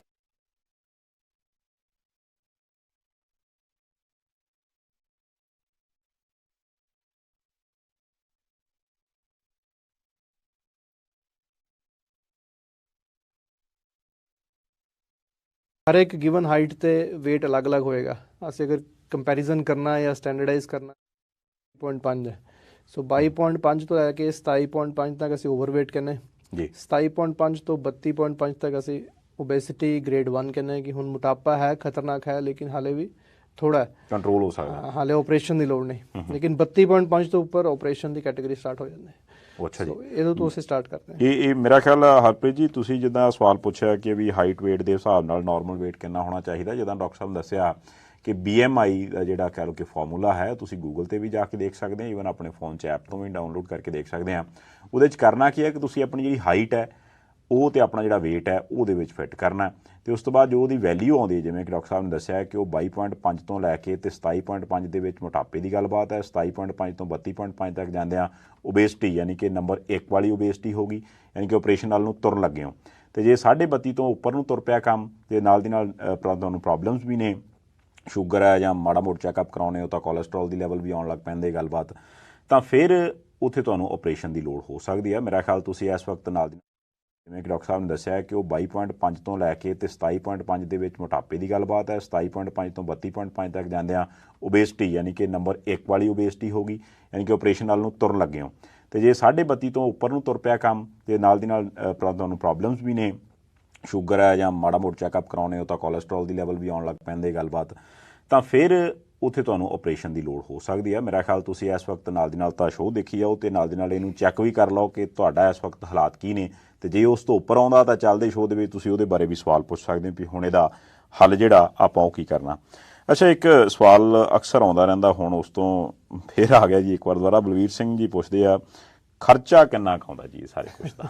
ਕਿਉਂਕਿ ਇਹ ਤਾਂ ਪਹਿਲਾ ਰੌਲਾ ਨਾ ਜੀ, ਕਿਉਂਕਿ ਜਦੋਂ ਬੰਦਾ ਡਾਕਟਰਾਂ ਵੱਲ ਨੂੰ ਤੁਰਦਾ ਤੇ ਬੰਦਾ ਕਹਿੰਦਾ ਵੀ ਆ ਡਾਕਟਰ ਕੋਲੇ ਗਏ ਤਾਂ ਫਿਰ ਖਰਚਾ ਤਾਂ ਹੋਊਗਾ। ਹਾਂਜੀ, ਤੇ ਕੋਈ ਤੁਸੀਂ ਦੱਸ ਸਕਦੇ ਹੋ ਵੀ ਕਿੰਨਾ ਖਰਚਾ ਹੁੰਦਾ ਜੀ ਸਾਰੇ ਕੁਛ ਦਾ? ਦੇਖੋ ਇਹਦਾ ਖਰਚਾ ਨਾਰਮਲ ਆਪਰੇਸ਼ਨ ਨਾਲ ਥੋੜ੍ਹਾ ਜ਼ਿਆਦਾ ਇਸ ਕਰਕੇ ਹੈ ਕਿਉਂਕਿ ਇਹ ਦੂਰਬੀਨ ਨਾਲ ਹੁੰਦਾ। ਨਾਰਮਲ ਅਗਰ ਅਸੀਂ ਪੇਟ ਨੂੰ ਖੋਲ ਕੇ ਚੀਰਾ ਦੇ ਕੇ ਹੱਥ ਨਾਲ ਸਟਿਚ ਕਰੀਏ ਫਿਰ ਉਹਦਾ ਖਰਚਾ ਘੱਟ ਹੁੰਦਾ, ਲੇਕਿਨ ਇਹਦੇ ਚ ਹੋਲ ਬਹੁਤ ਛੋਟੇ ਗੱਲ ਮਾੜੀ ਹੈ ਡਾਕਟਰ ਸਾਹਿਬ, ਨਾਲੇ ਅਗਲੇ ਦਾ ਪੇਟ ਪਾੜ ਦੇਣਾ ਤੇ ਨਾਲੇ ਖਰਚੇ ਘੱਟ। ਪੇਟ ਨਹੀਂ ਪਾੜਨਾ, ਅੱਛਾ ਜੀ, ਦੂਰਬੀਨ ਨਾਲ ਅਸੀਂ ਉਦਾਂ ਨਹੀਂ ਕਰਦੇ ਕੱਟਣਾ। ਇਹ ਬਹੁਤ ਛੋਟੇ ਹੋਲਸ ਹੁੰਦੇ ਆ, ਉਹਦੇ ਥਰੂ ਹੀ ਲੈਪਰੋਸਕੋਪਿਕ ਲੰਬੇ ਇੰਸਟਰੂਮੈਂਟਸ ਹੈ ਜਿਹੜੇ ਬਹੁਤ ਥੋੜਾ ਡਾਇਮੀਟਰ ਹੁੰਦਾ, ਉਹਦੇ ਨਾਲ ਹੀ ਸਾਰੀ ਕਟਿੰਗ ਹੁੰਦੀ। ਸੋ ਸਾਰੇ ਇੰਸਟਰੂਮੈਂਟਸ ਬੇਸਿਕਲੀ ਡਿਸਪੋਜ਼ੇਬਲ ਹੈ, ਇੰਪੋਰਟਡ ਹੈ ਔਰ ਇਹ ਕਾਫੀ ਮਹਿੰਗੇ ਹੈ। ਸੋ ਉਹਦਾ ਖਰਚਾ ਜਿਹੜਾ ਹੈ ਲਗਭਗ 2.5 ਲੱਖ ਤੋਂ ਸਟਾਰਟ ਹੋ ਜਾਂਦਾ, ਡਿਪੈਂਡਿੰਗ ਅਪੋਨ ਕਿ ਪੇਸ਼ੈਂਟ ਦੀ ਕੰਡੀਸ਼ਨ ਕਿਸ ਤਰ੍ਹਾਂ ਹੈ, ਉਹਨਾਂ ਦਾ ਕਿਹੜਾ ਆਪਰੇਸ਼ਨ ਹੋਣਾ, ਬਿਕੋਜ਼ ਅਲੱਗ-ਅਲੱਗ ਤਰ੍ਹਾਂ ਦੀ ਸਰਜਰੀਜ਼ ਹੈ, ਏਜ ਕਿੰਨੀ ਹੈ, ਕੀ ਨਾਲ ਪ੍ਰੋਬਲਮਸ ਹੈਗੀਆਂ। ਅੱਛਾ, ਇਹ ਮੈਂ ਨਾ ਆਪਾਂ ਇਹ ਥੋੜ੍ਹਾ ਤੁਸੀਂ ਕਲੀਅਰ ਕਰ ਹੀ ਦਿਓ, ਕਿਉਂਕਿ ਮੇਰਾ ਖਿਆਲ ਇਹ ਇੱਕ ਤਰ੍ਹਾਂ ਦਾ ਆਪਰੇਸ਼ਨ ਨਹੀਂ ਹੁੰਦਾ। ਹਾਂਜੀ, ਇਹ ਕਈ ਤਰ੍ਹਾਂ ਦੇ ਆਪਰੇਸ਼ਨਸ ਨੇ, ਤੇ ਮੈਨੂੰ ਇਹ ਕਿ ਜੇ ਤਾਂ ਆਪਾਂ ਆਪਣੇ ਦਰਸ਼ਕਾਂ ਨੂੰ ਦੱਸ ਸਕੀਏ ਕਿ ਕਿਹੜੀ ਤਰ੍ਹਾਂ ਦੇ ਆਪਰੇਸ਼ਨ ਹੁੰਦੇ ਆ ਤੇ ਉਹਨਾਂ ਦੇ ਵਿੱਚ ਕੀ ਚੀਜ਼ਾਂ ਜਿਹੜੀਆਂ ਨੇ ਉਹ ਲੋਕਾਂ ਨੂੰ ਖਿਆਲ ਰੱਖਣ ਦੀ ਲੋੜ ਹੈ ਜਾਂ ਆਪਾਂ ਸਰੀਰ ਦੇ ਵਿੱਚ ਚੇਂਜ ਕਰਦੇ ਹਾਂ ਉਸ ਆਪਰੇਸ਼ਨ ਦੇ ਜ਼ਰੀਏ। ਓਕੇ, ਅਗਰ ਤੁਸੀਂ ਸਾਡੇ ਖਾਣ ਦਾ ਰਸਤਾ ਦੇਖੋ ਤਾਂ ਜਦੋਂ ਅਸੀਂ ਮੂੰਹ 'ਚੋਂ ਖਾਣਾ ਖਾਂਦੇ ਹਾਂ, ਪਹਿਲੀ ਚੀਜ਼ ਜਿਹੜਾ ਆਰਗਨ ਆਉਂਦਾ ਫੂਡ ਪਾਈਪ ਹੈ, ਜਿਹੜੇ ਇੱਥੋਂ ਲੈ ਕੇ ਪੇਟ ਤੱਕ ਖਾਣਾ ਨੂੰ ਲੈ ਕੇ ਜਾਂਦੇ ਜੀ। ਉਸ ਤੋਂ ਅੱਗੇ ਇੱਕ ਸਟੋਰੇਜ ਆਰਗਨ ਹੈ ਜਿਹਨੂੰ ਅਸੀਂ ਸਟਮਕ ਕਹਿੰਦੇ ਜੀ, ਜਿਹੜੀ ਇੱਕ ਥੈਲੀ ਦੀ ਸ਼ੇਪ ਦਾ ਆਰਗਨ ਹੈ ਜਿਹਦੇ 'ਚ ਖਾਣਾ ਜਾ ਕੇ ਰੁਕਦਾ ਹੈ। ਸੋ ਅਸੀਂ ਉਦੋਂ ਤੱਕ ਖਾਣਾ ਖਾਂਦੇ ਹਾਂ ਇੱਕ ਮੀਲ ਦੇ ਵਿੱਚ ਜਦੋਂ ਤੱਕ ਸਟਮਕ ਆਲਮੋਸਟ ਭਰ ਨਹੀਂ ਜਾਂਦਾ। ਜਦੋਂ ਸਟਮਕ ਦੀ ਥੈਲੀ ਭਰ ਜਾਂਦੀ ਹੈ ਸਾਨੂੰ ਲੱਗਦਾ ਹੈ ਕਿ ਹੁਣ ਪੇਟ ਭਰ ਗਿਆ, ਹੁਣ ਅਸੀਂ ਹੋਰ ਨਹੀਂ ਖਾਣਾ। ਉਸ ਤੋਂ ਬਾਅਦ ਉਹ ਖਾਣਾ ਹੌਲੀ ਹੌਲੀ ਕ੍ਰਸ਼ ਹੋ ਕੇ ਅੱਗੇ ਜਾਂਦਾ ਹੈ, ਸਮਾਲ ਇੰਟੈਸਟਾਈਨ 'ਚ ਫਿਰ ਲਾਰਜ ਇੰਟੈਸਟਾਈਨ 'ਚ। ਸੋ ਛੋਟੀ ਆਂਤ ਵੱਡੀ ਆਂਤ 'ਚ ਹੌਲੀ ਹੌਲੀ ਅਬਜ਼ੌਰਬ ਹੋ ਜਾਂਦਾ ਬੋਡੀ 'ਚ ਜੀ। ਸੋ ਜਿਸ ਤਰ੍ਹਾਂ ਵੇਟ ਵੱਧਦਾ ਹੈ ਸਾਡੇ ਬੋਡੀ ਦੇ ਆਰਗਨ ਵੀ ਗਰੋ ਕਰਦੇ ਜੀ। ਲੀਵਰ ਦਾ ਸਾਈਜ਼ ਵੱਡਾ ਹੋ ਜਾਂਦਾ, ਹਾਰਟ ਦਾ ਸਾਈਜ਼ ਵੱਡਾ ਹੋ ਜਾਂਦਾ, ਬਿਕੋਜ਼ ਉਹ ਇੱਕ ਲਿਮਿਟ ਲਈ ਬਣੇ। ਜਦੋਂ ਉਸਨੂੰ ਓਵਰਲੋਡ ਕਰਦੇ ਆ ਉਹਨਾਂ ਨੂੰ ਕੰਮ ਜ਼ਿਆਦਾ ਕਰਨਾ ਪੈਂਦਾ, ਉਹਨਾਂ ਦਾ ਸਾਈਜ਼ ਵੀ ਥੋੜਾ ਵੱਡਾ ਹੋ ਜਾਂਦਾ। ਇਸੇ ਤਰ੍ਹਾਂ ਸਟਮਕ ਦਾ ਸਾਈਜ਼ ਵੀ ਥੋੜਾ ਵੱਡਾ ਹੋ ਜਾਂਦਾ। ਸੋ ਸਟਮਕ ਦੇ ਉੱਪਰਲੇ ਹਿੱਸੇ 'ਚ ਹਾਰਮੋਨਸ ਬਣਦੇ ਆ ਜਿਹੜੇ ਕਿ ਭੁੱਖ ਲਗਾਉਂਦੇ। ਸੋ ਜਿੰਨਾ ਵੱਡਾ ਸਟਮਕ ਹੋਏਗਾ ਉਨੇ ਹੀ ਜ਼ਿਆਦਾ ਹਾਰਮੋਨਸ ਹੋਣਗੇ, ਉਨਾ ਹੀ ਡਾਈਟਿੰਗ ਕਰਨਾ ਔਰ ਐਕਸਰਸਾਈਜ਼ ਕਰਕੇ ਵੇਟ ਘਟਾਉਣ ਦਾ ਮੁਸ਼ਕਿਲ ਹੁੰਦਾ ਜਾਏਗਾ। ਨਾਰਮਲ ਪੇਸ਼ੈਂਟ 'ਚ ਹਾਰਮੋਨਸ ਘੱਟ ਹੈ, ਉਹਨੂੰ ਓਵਰ ਪਾਵਰ ਨਹੀਂ ਕਰ ਪਾਉਂਦੇ ਜਲਦੀ ਜੀ। ਮਗਰ ਵੇਟ ਜ਼ਿਆਦਾ ਹੈ ਤਾਂ ਉਹ ਥੋੜੀ ਦੇਰ ਬਾਅਦ ਹੀ ਡਾਈਟਿੰਗ ਐਕਸਰਸਾਈਜ਼ ਦਾ ਜਿਹੜਾ ਸ਼ਡਿਊਲ ਹੈ ਉਹ ਖਤਮ ਹੋ ਜਾਂਦਾ, ਵੇਟ ਜਲਦੀ ਵੱਧ ਜਾਂਦਾ। ਸੋ ਅੱਜ ਕੱਲ੍ਹ ਜਿਹੜੀ ਸਭ ਤੋਂ ਪਪੂਲਰ ਸਰਜਰੀ ਹੈ ਵਰਲਡ ਓਵਰ, ਉਹਦਾ ਨਾਮ ਹੈ ਸਲੀਵ ਗੈਸਟ੍ਰੈਕਟਮੀ, ਜਿਹਦੇ 'ਚ ਅਸੀਂ ਸਟਮਕ ਦਾ ਸਿਰਫ ਸਾਈਜ਼ ਘਟਾਉਂਦੇ। ਜਿੰਨਾ ਸਟਮਕ ਫਾਲਤੂ ਹੈ ਉਹਨੂੰ ਕੱਢ ਦੇਈਦਾ, ਇੱਕ ਸਟੈਂਡਰਡ ਸਟਮਕ ਜਿੰਨਾ ਸਾਨੂੰ ਚਾਹੀਦਾ ਨਾਰਮਲੀ ਉਨਾ ਰੱਖ ਲਈਦਾ। ਸੋ ਉਹਦੇ ਨਾਲ ਮਲਟੀਪਲ ਇਫੈਕਟਸ ਹੁੰਦੇ। ਪਹਿਲੀ ਗੱਲ ਤਾਂ ਹਾਰਮੋਨ ਦੇ ਲੈਵਲ ਕਾਫੀ ਘੱਟ ਜਾਂਦੇ, ਸੋ ਇਮੀਡੀਏਟਲੀ ਪੇਸ਼ੈਂਟ ਨੂੰ ਭੁੱਖ ਲੱਗਣੀ ਘੱਟ ਜਾਂਦੀ। ਮੈਂ ਸਮਝ ਗਿਆ ਕਿ ਨੈਕਸਟ ਡੇ ਮਾਰਨਿੰਗ ਉੱਠਣਗੇ ਤਾਂ ਭੁੱਖ ਕਾਫੀ ਘੱਟ ਹੋਏਗੀ। ਦੈਨ ਹਾਰਮੋਨ ਘਟਣ ਦੇ ਨਾਲ ਉਹਨਾਂ ਦੀ ਖਾਣ ਦੀ ਕੈਪੈਸਿਟੀ ਵੀ ਘੱਟ ਜਾਂਦੀ, ਕਿਉਂਕਿ ਪਹਿਲਾਂ ਪੂਰਾ ਸਟਮਕ ਭਰ ਕੇ ਖਾਣਾ ਪੈਂਦਾ ਸੀ ਜੀ। ਹੁਣ ਸਟਮਕ ਛੋਟਾ ਹੈ ਤਾਂ ਥੋੜਾ ਖਾਣ ਦੇ ਨਾਲ ਹੀ ਛੋਟਾ ਸਟਮਕ ਭਰ ਜਾਂਦਾ, ਮੀਲ ਪੋਰਸ਼ਨਸ ਛੋਟੇ ਹੋ ਜਾਂਦੇ, ਕੈਲਰੀ ਇਨਟੇਕ ਘੱਟ ਜਾਂਦੀ ਜੀ। ਥਰਡਲੀ ਪਹਿਲਾਂ ਸਟਮਕ ਵੱਡਾ ਸੀਗਾ, ਕਾਫੀ ਦੇਰ ਖਾਣਾ ਉੱਥੇ ਪਿਆ ਰਹਿੰਦਾ ਸੀ, ਉਹ ਜ਼ਿਆਦਾ ਐਬਜ਼ੌਰਬ ਹੁੰਦਾ ਸੀ ਜਾਂ ਸਲੋਲੀ ਅੱਗੇ ਜਾਂਦਾ ਸੀ ਜੀ। ਹੁਣ ਉਹਦੀ ਅੱਗੇ ਜਾਣ ਦੀ ਸਪੀਡ ਤੇਜ਼ ਹੋ ਜਾਏਗੀ। ਸੋ ਅਗਰ ਛੋਟੀ ਆਂਤ ਤੋਂ ਖਾਣਾ ਸਪੀਡ ਨਾਲ ਅੱਗੇ ਜਾਏਗਾ ਤਾਂ ਉਹ ਬੋਡੀ 'ਚ ਐਬਜ਼ੌਰਬ ਘੱਟ ਹੋਏਗਾ, ਇਸ ਕਰਕੇ ਵੀ ਵੇਟ ਘਟਦਾ। ਠੀਕ ਹੈ ਜੀ। ਔਰ ਇਹਦੀ ਸਪੀਡ ਤੇਜ਼ ਹੋਣ ਨਾਲ ਕਾਫੀ ਸਾਰੇ ਹਾਰਮੋਨਲ ਚੇਂਜਸ ਆਉਂਦੇ, ਜਿਨ੍ਹਾਂ ਕਰਕੇ ਸਾਡੀ ਸ਼ੂਗਰ, BP, ਕੋਲੈਸਟਰੋਲ ਇਹਨਾਂ ਸਾਰਿਆਂ ਨੂੰ ਅਸਰ ਪੈਂਦਾ। ਯੂਜੂਅਲੀ ਜਿਨ੍ਹਾਂ ਦਾ ਡਾਇਬਟਿਕਸ ਹੈ ਉਹਨਾਂ ਦੀ ਡਾਇਬਟੀਜ਼ ਜਾਂ ਠੀਕ ਹੋ ਜਾਂਦੀ ਹੈ ਜਾਂ ਪਹਿਲਾਂ ਨਾਲੋਂ ਕਾਫੀ ਬੈਟਰ ਹੋ ਜਾਂਦੀ ਹੈ ਜੀ। ਇਸੇ ਤਰ੍ਹਾਂ ਹੀ BP, ਕੋਲੈਸਟਰੋਲ ਹਰੇਕ ਨੂੰ ਫਰਕ ਪੈਂਦਾ। ਮੈਂ ਸਮਝ ਗਿਆ। ਸੋ ਇਹ ਹੈ ਸਲੀਵ ਗੈਸਟ੍ਰੈਕਟਮੀ ਜਿਹੜੀ ਕਿ ਇਸ ਵੇਲੇ ਇੰਡੀਆ 'ਚ ਔਰ ਵਰਲਡ ਓਵਰ ਨੰਬਰ 1 ਤੇ। ਔਰ ਜਿਹਦੇ 'ਚ ਮੈਂ ਦੇਸੀ ਤਰੀਕੇ ਨਾਲ ਇਹ ਕਹਾਂ ਕਿ ਵੀ ਬੇਸਿਕਲੀ ਜਿਹੜਾ ਪੇਟ ਹੈ ਉਹਦਾ ਸਾਈਜ਼ ਛੋਟਾ ਕਰ ਦਿੱਤਾ ਜਾਂਦਾ। ਹਾਂਜੀ, ਮਤਲਬ ਬੰਦੇ ਨੂੰ ਸਟਮਕ ਨੂੰ ਛੋਟਾ ਕਰ ਦਿੱਤਾ। ਹਾਂ, ਮੇਰਾ ਖਿਆਲ ਦਰਸ਼ਕ ਵੀ ਥੋੜੇ ਸਮਝ ਗਏ ਹੋਣੇ ਵੀ ਆਪਾਂ ਪੇਟ ਮੋਸਟਲੀ ਹੋਲ ਪੇਟ ਸਮਝ ਲੈਂਦੇ ਹਾਂ ਵੀ ਵੱਡੀ ਸਾਰੀ ਜਿਹੜੀ ਗੋਗੜ ਹੈ ਵੀ ਇਹਦੇ 'ਚੋਂ ਕੱਟ ਕੇ ਕੁਛ ਨਾ ਕੁਛ ਕਰ ਦੇਣਗੇ, ਇੱਦਾਂ ਦਾ ਕੁਛ ਨਹੀਂ ਹੈ। ਉਹਦੇ ਅੰਦਰ ਜਿਹੜਾ ਸਟਮਕ ਹੈ ਉਹਦਾ ਸਾਈਜ਼ ਛੋਟਾ ਕੀਤਾ ਜਾਂਦਾ, ਜਿਹਦੇ ਵਿੱਚ ਖਾਣਾ ਜਿਹੜਾ ਕਹਿ ਲਓ ਕਿ ਵੀ ਜਾਣਾ, ਜਿੱਥੋਂ ਆਪਾਂ ਨੂੰ ਪਤਾ ਲੱਗਦਾ ਕਿ ਆਪਣਾ ਜਿਹੜਾ ਕਹਿ ਲਓ ਕਿ ਪੇਟ ਭਰਿਆ ਕਿ ਨਹੀਂ ਭਰਿਆ। ਪਰ ਇੱਕ ਗੱਲ ਹੈ ਡਾਕਟਰ ਸਾਹਿਬ, ਜਦੋਂ ਆਪਾਂ ਇਹ ਸਾਰਾ ਕੁਛ ਕਰਦੇ ਹਾਂ ਤਾਂ ਇਹਦੇ ਕੋਈ ਨਾ ਕੋਈ ਸਾਈਡ ਇਫੈਕਟ ਵੀ ਹੁੰਦੇ ਆ ਜੀ ਇਸ ਆਪਰੇਸ਼ਨ ਦੇ ਖਾਸ ਕਰਕੇ? ਨਹੀਂ, ਇਹਦੇ 'ਚ ਜਿਹੜੀ ਮੇਨ ਸਮਝਣ ਵਾਲੀ ਗੱਲ ਹੈ ਕਿ ਇੱਕ ਪਰਸਨ ਜਿਹਦਾ weight ਜ਼ਿਆਦਾ ਉਹਦੇ ਕੋਲ ਦੋ ਆਪਸ਼ਨ ਹੈ, ਜਾਂ ਤਾਂ ਸਰਜਰੀ ਕਰਾਓ ਜਾਂ ਨਾ ਕਰਾਓ। ਅਗਰ ਸਰਜਰੀ ਨਹੀਂ ਕਰਾ ਰਹੇ ਤਾਂ ਫਿਰ ਉਹਦੇ ਸਾਈਡ ਇਫੈਕਟ ਬਹੁਤ ਜ਼ਿਆਦਾ ਹੈ। ਇੱਕ ਤਾਂ ਮੋਟਾਪਾ ਇਟਸੈਲਫ ਹੋ ਗਿਆ, ਫਿਰ ਨਾਲ ਤੁਹਾਨੂੰ ਆਉਣ ਵਾਲੇ ਟਾਈਮ 'ਚ sugar, BP, cholesterol, joint pains, females infertility, ਹੋਰ ਬਹੁਤ ਸਾਰੀਆਂ ਚੀਜ਼ਾਂ ਜਿਹੜੀਆਂ ਇਹਦੇ ਨਾਲ ਐਸੋਸੀਏਟਡ ਹੈ, ਹਾਰਟ ਡਿਜ਼ੀਜ਼ ਹੈ। ਬਿਲਕੁਲ ਸਹੀ। ਸੋ ਉਹਨਾਂ ਨੂੰ ਅਸੀਂ ਸਾਈਡ ਇਫੈਕਟ ਨਹੀਂ ਮੰਨ ਰਹੇ ਤਾਂ ਫਿਰ ਉਹ ਜ਼ਿਆਦਾ ਮਾੜੀ ਗੱਲ ਹੈ। ਅਗਰ ਸਰਜਰੀ ਕਰਾ ਲੈਂਦੇ ਆ ਤਾਂ ਇਨੀਸ਼ੀਅਲੀ ਕਿਉਂਕਿ ਤੁਹਾਡਾ ਇਨਟੇਕ ਘੱਟ ਹੋਏਗਾ, ਖਾਣਾ ਥੋੜਾ ਹੋਏਗਾ, ਤਾਂ ਵਿਟਾਮਿਨ ਦੀ ਸਪਲੀਮੈਂਟ ਦੀ ਟੈਬਲੇਟ ਲੈਣੀ ਪੈਂਦੀ ਹੈ। ਉਹ ਅਗਰ ਤੁਸੀਂ ਰੈਗੂਲਰਲੀ ਲੈਂਦੇ ਰਹੋ, ਔਰ ਜਿਸ ਤਰ੍ਹਾਂ ਅਸੀਂ ਡਾਈਟ ਦੱਸਦੇ ਹਾਂ ਕਿ ਡਾਈਟ ਹੈਲਦੀ ਹੋਣੀ ਚਾਹੀਦੀ ਹੈ, ਜੋ ਘਰ ਦਾ ਖਾਣਾ ਬਣਿਆ ਉਹ ਲਓ, ਥੋੜੀ ਪ੍ਰੋਟੀਨ ਦੀ ਕੁਆਂਟੀਟੀ ਜ਼ਿਆਦਾ ਰੱਖੋ, ਇਹ ਸਭ ਫੋਲੋ ਕਰਦੇ ਰਹਿਣ ਤਾਂ ਬਾਏ ਐਂਡ ਲਾਰਜ ਕੋਈ ਇੱਦਾਂ ਸਾਈਡ ਇਫੈਕਟ ਨਹੀਂ ਹੁੰਦੇ। ਇਹ ਗੱਲ ਦੱਸੋ ਵੀ ਇਹ ਜਿਹੜੀਆਂ ਤੁਸੀਂ ਟੈਬਲੇਟ ਨਾਲ ਲੈਣ ਦੀ ਗੱਲ ਕੀਤੀ ਜਾਂ ਸਪਲੀਮੈਂਟਸ ਦੀ ਗੱਲ ਕੀਤੀ, ਕਿੰਨਾ ਕੁ ਚਿਰ ਖਾਣੇ ਪੈਂਦੇ ਜੀ? ਇਹ ਆਈਡੀਅਲੀ ਸਪੀਕਿੰਗ ਪਹਿਲੇ ਕੁਛ ਦੇਰ ਜਦੋਂ ਖਾਣਾ ਕਾਫੀ ਘੱਟ ਹੈ ਉਦੋਂ ਸਵੇਰੇ ਸ਼ਾਮ ਇੱਕ ਟੈਬਲੇਟ ਲੈਣੀ ਹੈ, ਮਲਟੀਵਿਟਾਮਿਨ ਦੀ ਜਾਂ ਕੈਲਸ਼ੀਅਮ ਦੀ। ਉਸ ਤੋਂ ਬਾਅਦ ਅਸੀਂ ਈਅਰਲੀ ਫੋਲੋ ਕਰਦੇ ਹਾਂ, ਟੈਸਟ ਕਰਵਾ ਕੇ ਦੇਖਦੇ ਕੋਈ ਡੈਫੀਸ਼ੀਐਂਸੀ ਤਾਂ ਨਹੀਂ ਹੋ ਰਹੀ। ਔਰ ਕੁਛ ਅਮਾਊਂਟ 'ਚ ਸਪਲੀਮੈਂਟ ਆਈਡੀਅਲੀ ਲਾਈਫ ਲੌਂਗ ਲੈਣੇ ਚਾਹੀਦੇ ਹੈ, ਕਿਉਂਕਿ ਖਾਣੇ ਦੀ ਕੈਪੈਸਿਟੀ ਥੋੜੀ ਘੱਟ ਰਹੇਗੀ, ਬਟ ਉਹਦਾ ਕੋਈ ਸਾਈਡ ਇਫੈਕਟ ਨਹੀਂ ਹੈ। That is just to make sure ਕਿ ਅਗਰ ਤੁਹਾਡੇ ਖਾਣੇ ਦੀ ਕੁਆਂਟੀਟੀ ਘੱਟ ਹੈ ਤਾਂ ਬਾਈ ਚਾਂਸ ਕੋਈ ਵਿਟਾਮਿਨ ਦੀ ਡੈਫੀਸ਼ੀਐਂਸੀ ਨਾ ਹੋ ਜਾਏ। ਅੱਛਾ। ਨਹੀਂ, ਪਰ ਇੱਕ ਚੀਜ਼ ਹੈ ਕਿ ਵੀ ਜਦੋਂ ਆਪਾਂ ਸਟੈਂਡਰਡ ਸਾਈਜ਼ ਕਰ ਦਿੰਦੇ ਜੀ ਸਟਮਕ ਦਾ, ਜੋ ਕੁਦਰਤੀ ਹੋਣਾ ਚਾਹੀਦਾ ਇੱਕ ਬੰਦੇ ਦੇ ਲਈ, ਤਾਂ ਫਿਰ ਉਹ ਸਟੈਂਡਰਡ ਸਾਈਜ਼ ਦੇ ਵਿੱਚ ਜਿਹੜਾ ਖਾਣਾ ਜਿੰਨਾ ਕੁ ਬੰਦਾ ਖਾਂਦਾ ਹੈ ਉਹਦੇ ਚੋਂ ਉਹਦੀ ਉਹ ਸਾਰਾ ਸਟੈਂਡਰਡ ਨਹੀਂ ਹੁੰਦਾ, ਸਟੈਂਡਰਡ ਤੋਂ ਵੀ ਘੱਟ ਹੁੰਦਾ। ਕਿਉਂਕਿ ਅਗਰ ਤੁਸੀਂ ਦੇਖੋਗੇ ਕਿ ਕਾਫੀ ਸਾਰੇ ਲੋਕ ਹੈ ਜਿਹੜੇ ਓਬੀਜ਼ ਹੈ, ਉਹ ਕਹਿਣਗੇ ਅਸੀਂ ਤਾਂ ਜ਼ਿਆਦਾ ਖਾਂਦੇ ਨਹੀਂ, ਅਸੀਂ 1.5 ਰੋਟੀ 2 ਰੋਟੀ ਇੰਨੇ ਹੀ ਖਾਂਦੇ, ਸਾਨੂੰ ਖਾਣਾ ਜ਼ਿਆਦਾ ਲੱਗਦਾ। ਸੋ ਅਸੀਂ ਉਹਨੂੰ ਸਟੈਂਡਰਡ ਤੋਂ ਛੋਟਾ ਕਰਦੇ ਕਿਉਂਕਿ ਅੱਗੇ ਆਉਣ ਵਾਲੇ ਸਾਲਾਂ 'ਚ ਉਹ ਥੋੜ੍ਹਾ ਜਿਹਾ ਸਾਈਜ਼ ਉਹਦਾ ਵਧਣਾ ਵੀ ਹੈ। ਅੱਛਾ ਜੀ। ਸੋ ਪਹਿਲੇ ਕੁਛ ਮਹੀਨੇ ਜਦੋਂ weight loss ਹੋਣਾ, ਉਦੋਂ ਪੇਸ਼ੈਂਟ ਨੇ ਉਹਦੀ ਰਿਕੁਆਇਰਮੈਂਟ ਤੋਂ ਘੱਟ ਖਾਣਾ ਖਾਣਾ, ਇਸ ਲਈ weight ਘਟੀ ਜਾਣਾ। ਜਿਸ ਤਰ੍ਹਾਂ weight ਘਟੇਗਾ ਉਹਦੀ ਬੋਡੀ ਦੀ ਰਿਕੁਆਇਰਮੈਂਟ ਵੀ ਘਟ ਜਾਏਗੀ, ਖਾਣੇ ਦੀ ਕੈਪੈਸਿਟੀ ਥੋੜੀ ਵਧੇਗੀ। ਸੋ ਇਵੈਂਚੁਅਲੀ 6 ਮਹੀਨੇ 1 ਸਾਲ ਤੱਕ ਇਹ ਬੈਲੈਂਸ ਹੋ ਜਾਂਦਾ। ਜਿੰਨਾ ਕੋਲ ਐਕਸੈਸ weight ਉਹ ਘਟ ਜਾਏਗਾ, weight ਵੀ ਨਾਰਮਲ ਤੇ ਆ ਜਾਏਗਾ, ਖਾਣਾ ਜਿਹੜਾ ਹੈਗਾ ਉਹ ਲਗਭਗ 1 ਚਪਾਤੀ ਤੇ ਆ ਜਾਏਗਾ। ਉਹਦੇ ਨਾਲ ਉਹਦੀ ਖੁਰਾਕ ਵੀ ਠੀਕ ਰਹੇਗੀ, ਪਲੱਸ weight ਵੀ ਮੇਨਟੇਨ ਰਹੇਗਾ। ਅੱਛਾ, ਕੁਝ ਕੇਸਿਸ ਦੇ ਵਿੱਚ ਦੇਖਿਆ ਗਿਆ ਡਾਕਟਰ ਸਾਹਿਬ ਕਿ ਵੀ ਬਾਅਦ ਦੇ ਵਿੱਚ ਕੁਝ ਕੰਪਲੀਕੇਸ਼ਨਸ ਆ ਜਾਂਦੀਆਂ ਲੋਕਾਂ ਨੂੰ, ਐਂਡ ਉਹ ਕਹਿੰਦੇ ਨੇ ਕਿ ਵੀ ਇਹਨੂੰ ਅਸੀਂ ਰਿਵਰਸ ਕਰਾਉਣਾ, ਤੇ ਕੀ ਇਹ ਵੀ ਰਿਵਰਸੇਬਲ ਹੈ? ਸਲੀਵ ਗੈਸਟ੍ਰੈਕਟਮੀ ਐਜ਼ ਸੱਚ ਜਿਹੜਾ ਪ੍ਰੋਸੀਜਰ ਹੈ ਇਹਨੂੰ ਅਸੀਂ ਰਿਵਰਸੇਬਲ ਨਹੀਂ ਮੰਨਦੇ, ਕਿਉਂਕਿ ਜਿਹੜਾ ਐਕਸੈਸ ਪਾਰਟ ਹੈ ਉਹ ਅਸੀਂ ਰਿਮੂਵ ਕਰ ਦੇਣਾ। ਪਰ ਜਿਹੜੇ ਰਿਵਰਸੇਬਲ ਪ੍ਰੋਸੀਜਰਸ ਹੈ, ਜਿਸ ਤਰ੍ਹਾਂ ਮਿਨੀ ਗੈਸਟ੍ਰਿਕ ਬਾਈਪਾਸ ਹੋ ਗਿਆ, ਦੂਸਰੇ ਬਾਈਪਾਸ ਹੋ ਗਏ, ਉਹਨਾਂ 'ਚ ਸਟਮਕ ਰਿਮੂਵ ਨਹੀਂ ਹੁੰਦਾ। ਕਈ ਵਾਰੀ ਬਾਈਪਾਸ ਜ਼ਰੂਰਤ ਤੋਂ ਜ਼ਿਆਦਾ ਹੋ ਗਿਆ, ਪੇਸ਼ੈਂਟ ਨੂੰ ਸੂਟ ਨਹੀਂ ਕੀਤਾ, ਇਹ ਉਸ ਕਾਰਨ ਨਾਲ ਕਰਕੇ ਉਹ ਰਿਵਰਸ ਕਰਨਾ ਪੈ ਜਾਂਦਾ। ਪਰ ਸਲੀਵ ਗੈਸਟ੍ਰੈਕਟਮੀ 'ਚ ਯੂਜੂਅਲੀ ਜਿਹੜਾ ਤੁਹਾਡਾ weight ਘਟਣਾ ਉਹ ਜਿੰਨਾ ਚਾਹੀਦਾ ਉਸ ਤੋਂ ਜ਼ਿਆਦਾ ਨਹੀਂ ਘਟਦਾ, ਬਾਏ ਐਂਡ ਲਾਰਜ ਉੱਥੇ ਜਾ ਕੇ ਰੁਕ ਜਾਂਦਾ ਜੀ। ਪਰ ਅਗਰ ਕੋਈ ਪ੍ਰੋਬਲਮ ਆਏ ਤਾਂ ਇਹਦੇ ਦੂਸਰੇ ਤਰੀਕੇ ਨਾਲ ਰਿਵਰਸ ਕਰ ਸਕਦੇ ਹਾਂ ਕਿ ਅਸੀਂ ਸਲੀਵ ਨੂੰ ਥੋੜ੍ਹਾ ਬਾਈਪਾਸ ਕਰਕੇ ਇਹਦਾ ਬਾਈਪਾਸ ਬਣਾ ਦਈਏ। ਉਹਦੇ ਨਾਲ ਪੇਸ਼ੈਂਟ ਮਤਲਬ ਇਹ ਕੁਝ ਕੰਪਲੀਕੇਸ਼ਨਸ ਦਾ ਇਹ ਇੱਕ ਟ੍ਰੀਟਮੈਂਟ ਹੈ, ਬਟ ਬਾਏ ਐਂਡ ਲਾਰਜ ਇਦਾਂ ਦੀ ਲੋੜ ਨਹੀਂ ਪੈਂਦੀ। ਵੈਸੇ ਡਾਕਟਰ ਸਾਹਿਬ ਚਲੋ ਇਹ ਤਾਂ ਤੁਹਾਡੀਆਂ ਦੂਸਰੀ ਗੱਲ ਇਹ ਹੈ ਕਿ ਸਲੀਵ ਜਿਹੜੀ ਹੈ ਨਾ, ਦੇਖੋ ਉਹਦੇ 'ਚ ਅਸੀਂ ਇੱਕ ਵਾਰੀ ਸਟਮਕ ਛੋਟਾ ਕਰਤਾ, ਵਿਦ ਟਾਈਮ ਉਹਨੇ ਥੋੜ੍ਹਾ ਜਿਹਾ ਐਕਸਪੈਂਡ ਹੋਣਾ ਜੀ। ਸੋ ਇਨ ਅ ਵੇ ਇਹ ਸੈਲਫ ਰਿਵਰਸਿੰਗ ਸਰਜਰੀ ਵੀ ਮੰਨਦੇ ਹੈ ਕਿ ਤੁਸੀਂ ਇੱਕ ਵਾਰੀ ਤਾਂ ਪੇਸ਼ੈਂਟ ਨੂੰ ਸੈੱਟ ਕਰਤਾ, ਉਸ ਤੋਂ ਬਾਅਦ ਕੁਛ ਹੱਦ ਤੱਕ ਉਹਨੇ ਆਪਣੇ ਆਪ ਹੀ ਰਿਵਰਸ ਹੋ ਜਾਣਾ, ਟਾਈਮ ਪਾ ਕੇ, ਸਾਲ 2 ਸਾਲ। ਕਿਉਂਕਿ ਅਗਰ ਸਪੋਜ਼ ਕਿਸੇ ਦਾ weight 120 kg ਹੈ, ਨਾਰਮਲ ਉਹਦਾ 70 ਹੈ, ਤਾਂ ਉਹ 50 kg weight ਜਿਹੜਾ ਹੈ ਉਹ ਦੂਸਰੇ ਕਿਸੇ ਤਰੀਕੇ ਨਾਲ ਲੂਜ਼ ਨਹੀਂ ਕਰ ਪਾਏਗਾ। ਲੇਕਿਨ ਅਗਰ ਆਫਟਰ ਸਰਜਰੀ ਸਾਲ ਬਾਅਦ ਉਹਦਾ ਇੰਨਾ weight loss ਹੋ ਗਿਆ ਤਾਂ ਉਹਨੂੰ ਮੇਨਟੇਨ ਕਰ ਲਏਗਾ, ਇਹ ਉਸ ਤੋਂ ਰਿਲੇਟਿਵਲੀ ਮਚ ਈਜ਼ੀਅਰ ਹੈ। ਹੈਲਦੀ ਖਾਣਾ ਖਾਂਦਾ ਰਹੇ, ਮਾੜੀ ਮੋਟੀ ਵਾਕ ਕਰਦਾ ਰਹੇ, ਥੋੜਾ ਜਿਮ ਕਰਦਾ ਰਹੇ, ਮਿਨੀਮਲ ਐਕਟੀਵਿਟੀ ਰੱਖੇ। ਅਦਰਵਾਈਜ਼ ਸਾਰੀ ਐਕਟੀਵਿਟੀਜ਼ ਕਰਕੇ ਉਹਦਾ weight ਨਹੀਂ ਲੂਜ਼ ਹੋਣਾ, ਉਹਦਾ ਇੰਟਰਸਟ ਵੀ ਨਹੀਂ ਬਣਨਾ, ਔਰ ਕਰਨਾ ਵੀ ਔਖਾ ਹੋਣਾ, ਕਿਉਂਕਿ 120 kg ਨਾਲ ਇਹ ਸਭ ਕਰਨਾ ਵੀ ਮੁਸ਼ਕਿਲ ਹੈ, ਡਾਈਟ ਘੱਟ ਨਹੀਂ ਰੱਖ ਸਕਦੇ। ਆਫਟਰ ਸਰਜਰੀ ਇਹ ਸਭ ਬੜਾ ਆਸਾਨ ਹੋ ਜਾਂਦਾ। ਅੱਛਾ, ਇੱਕ ਗੱਲ ਦੱਸੋ ਕਿ ਵੀ ਇਹ ਜਦੋਂ ਆਪਾਂ ਇਹ ਖਾਣਾ ਘਟਾ ਦਿੰਦੇ ਆ, ਬੰਦੇ ਦੀ ਬੋਡੀ ਦੇ ਵਿੱਚ ਕਮਜ਼ੋਰੀ ਆਏਗੀ, ਸਰੀਰ ਜਿਹੜਾ ਉਹਦਾ ਵਜ਼ਨ ਘਟਣਾ, ਤੇ ਫਿਰ ਉਹਦੇ ਕੰਮਕਾਰ ਤੇ ਵੀ ਅਸਰ ਪੈਂਦਾ, ਮਤਲਬ ਉਹ ਕੰਮ ਤੇ ਜਾ ਸਕਦਾ? ਨਹੀਂ, ਬਿਲਕੁਲ ਜਾ ਸਕਦੇ ਹੈ। ਇਹ ਇੱਕ ਮਿਥ ਹੈ ਕਿ ਪੇਸ਼ੈਂਟ ਵੀਕ ਫੀਲ ਕਰਦਾ ਹੈ। ਸਾਡੇ ਬਹੁਤ ਸਾਰੇ NRI ਪੇਸ਼ੈਂਟਸ ਆਉਂਦੇ ਆ, ਉਹ ਸਰਜਰੀ ਕਰਵਾ ਕੇ ਹਫਤੇ 10 ਦਿਨ 'ਚ ਵਾਪਸ ਚਲੇ ਜਾਂਦੇ, ਔਰ ਜਾ ਕੇ ਉਹ ਇਮੀਡੀਏਟਲੀ ਜੌਬ ਜੁਆਇਨ ਕਰ ਲੈਂਦੇ। ਸੋ ਵੀਕ ਫੀਲ ਕਰਨ ਦੇ ਬਜਾਏ ਇਹ ਬੈਟਰ ਫੀਲ ਕਰਦੇ, ਕਿਉਂਕਿ weight ਘਟੀ ਜਾਏਗਾ ਤਾਂ ਬੋਡੀ 'ਚ ਚੁਸਤੀ ਫੁਰਤੀ ਵੱਧਦੀ ਜਾਂਦੀ ਰਾਦਰ ਦੈਨ ਘਟਣ ਦੇ। ਮੋਟਾਪੇ ਨਾਲ ਐਸੋਸੀਏਟਡ ਹੀ ਬਹੁਤ ਸਾਰੀ ਆਪਾਂ ਨੂੰ ਫੀਲਿੰਗਸ ਹੈ ਕਿ ਇਹਦੇ ਨਾਲ ਸੁਸਤੀ ਆ ਜਾਂਦੀ ਹੈ। ਅਗਰ ਤੁਸੀਂ ਕਿਸੇ ਬੰਦੇ ਨੂੰ ਦੇਖੋ ਜਿਹੜਾ weight ਜ਼ਿਆਦਾ ਉਹਨਾਂ ਚੋਂ ਕਾਫੀ ਲੋਕ ਇਸ ਤਰ੍ਹਾਂ ਦੇ ਹੈ ਜਿਹੜੇ ਬਿਕੋਜ਼ ਆਫ ਓਬੇਸਿਟੀ ਆਪਣੇ ਆਪ ਨੂੰ ਸੁਸਤ ਫੀਲ ਕਰਦੇ, ਉਹਨਾਂ ਦੀ ਵਰਕ ਐਫੀਸ਼ੀਐਂਸੀ ਘਟ ਜਾਂਦੀ। ਜਿਸ ਤਰ੍ਹਾਂ weight ਘਟਦਾ ਹੈ ਉਹ ਮਹੀਨੇ ਬਾਅਦ ਦੇ feel much more active rather than ਕੀ ਵੀਕਨੈਸ। ਅੱਛਾ ਜੀ। ਅੱਛਾ, ਇੱਕ ਤੁਹਾਡੀ ਸਵਾਲ ਆ ਡਾਕਟਰ ਸਾਹਿਬ ਕਿ ਅੱਜ ਕੱਲ੍ਹ ਗ੍ਰੀਨ ਟੀ ਦਾ ਬੜਾ ਪ੍ਰਚਲਨ ਆ ਤੇ ਇਹ ਮੋਟਾਪਾ ਘਟਾਉਂਦੀ ਹੈ? ਨਹੀਂ, ਐਜ਼ ਸੱਚ ਕੋਈ ਬਹੁਤ ਜ਼ਿਆਦਾ ਇਹਦਾ ਇਫੈਕਟ ਨਹੀਂ ਹੈ।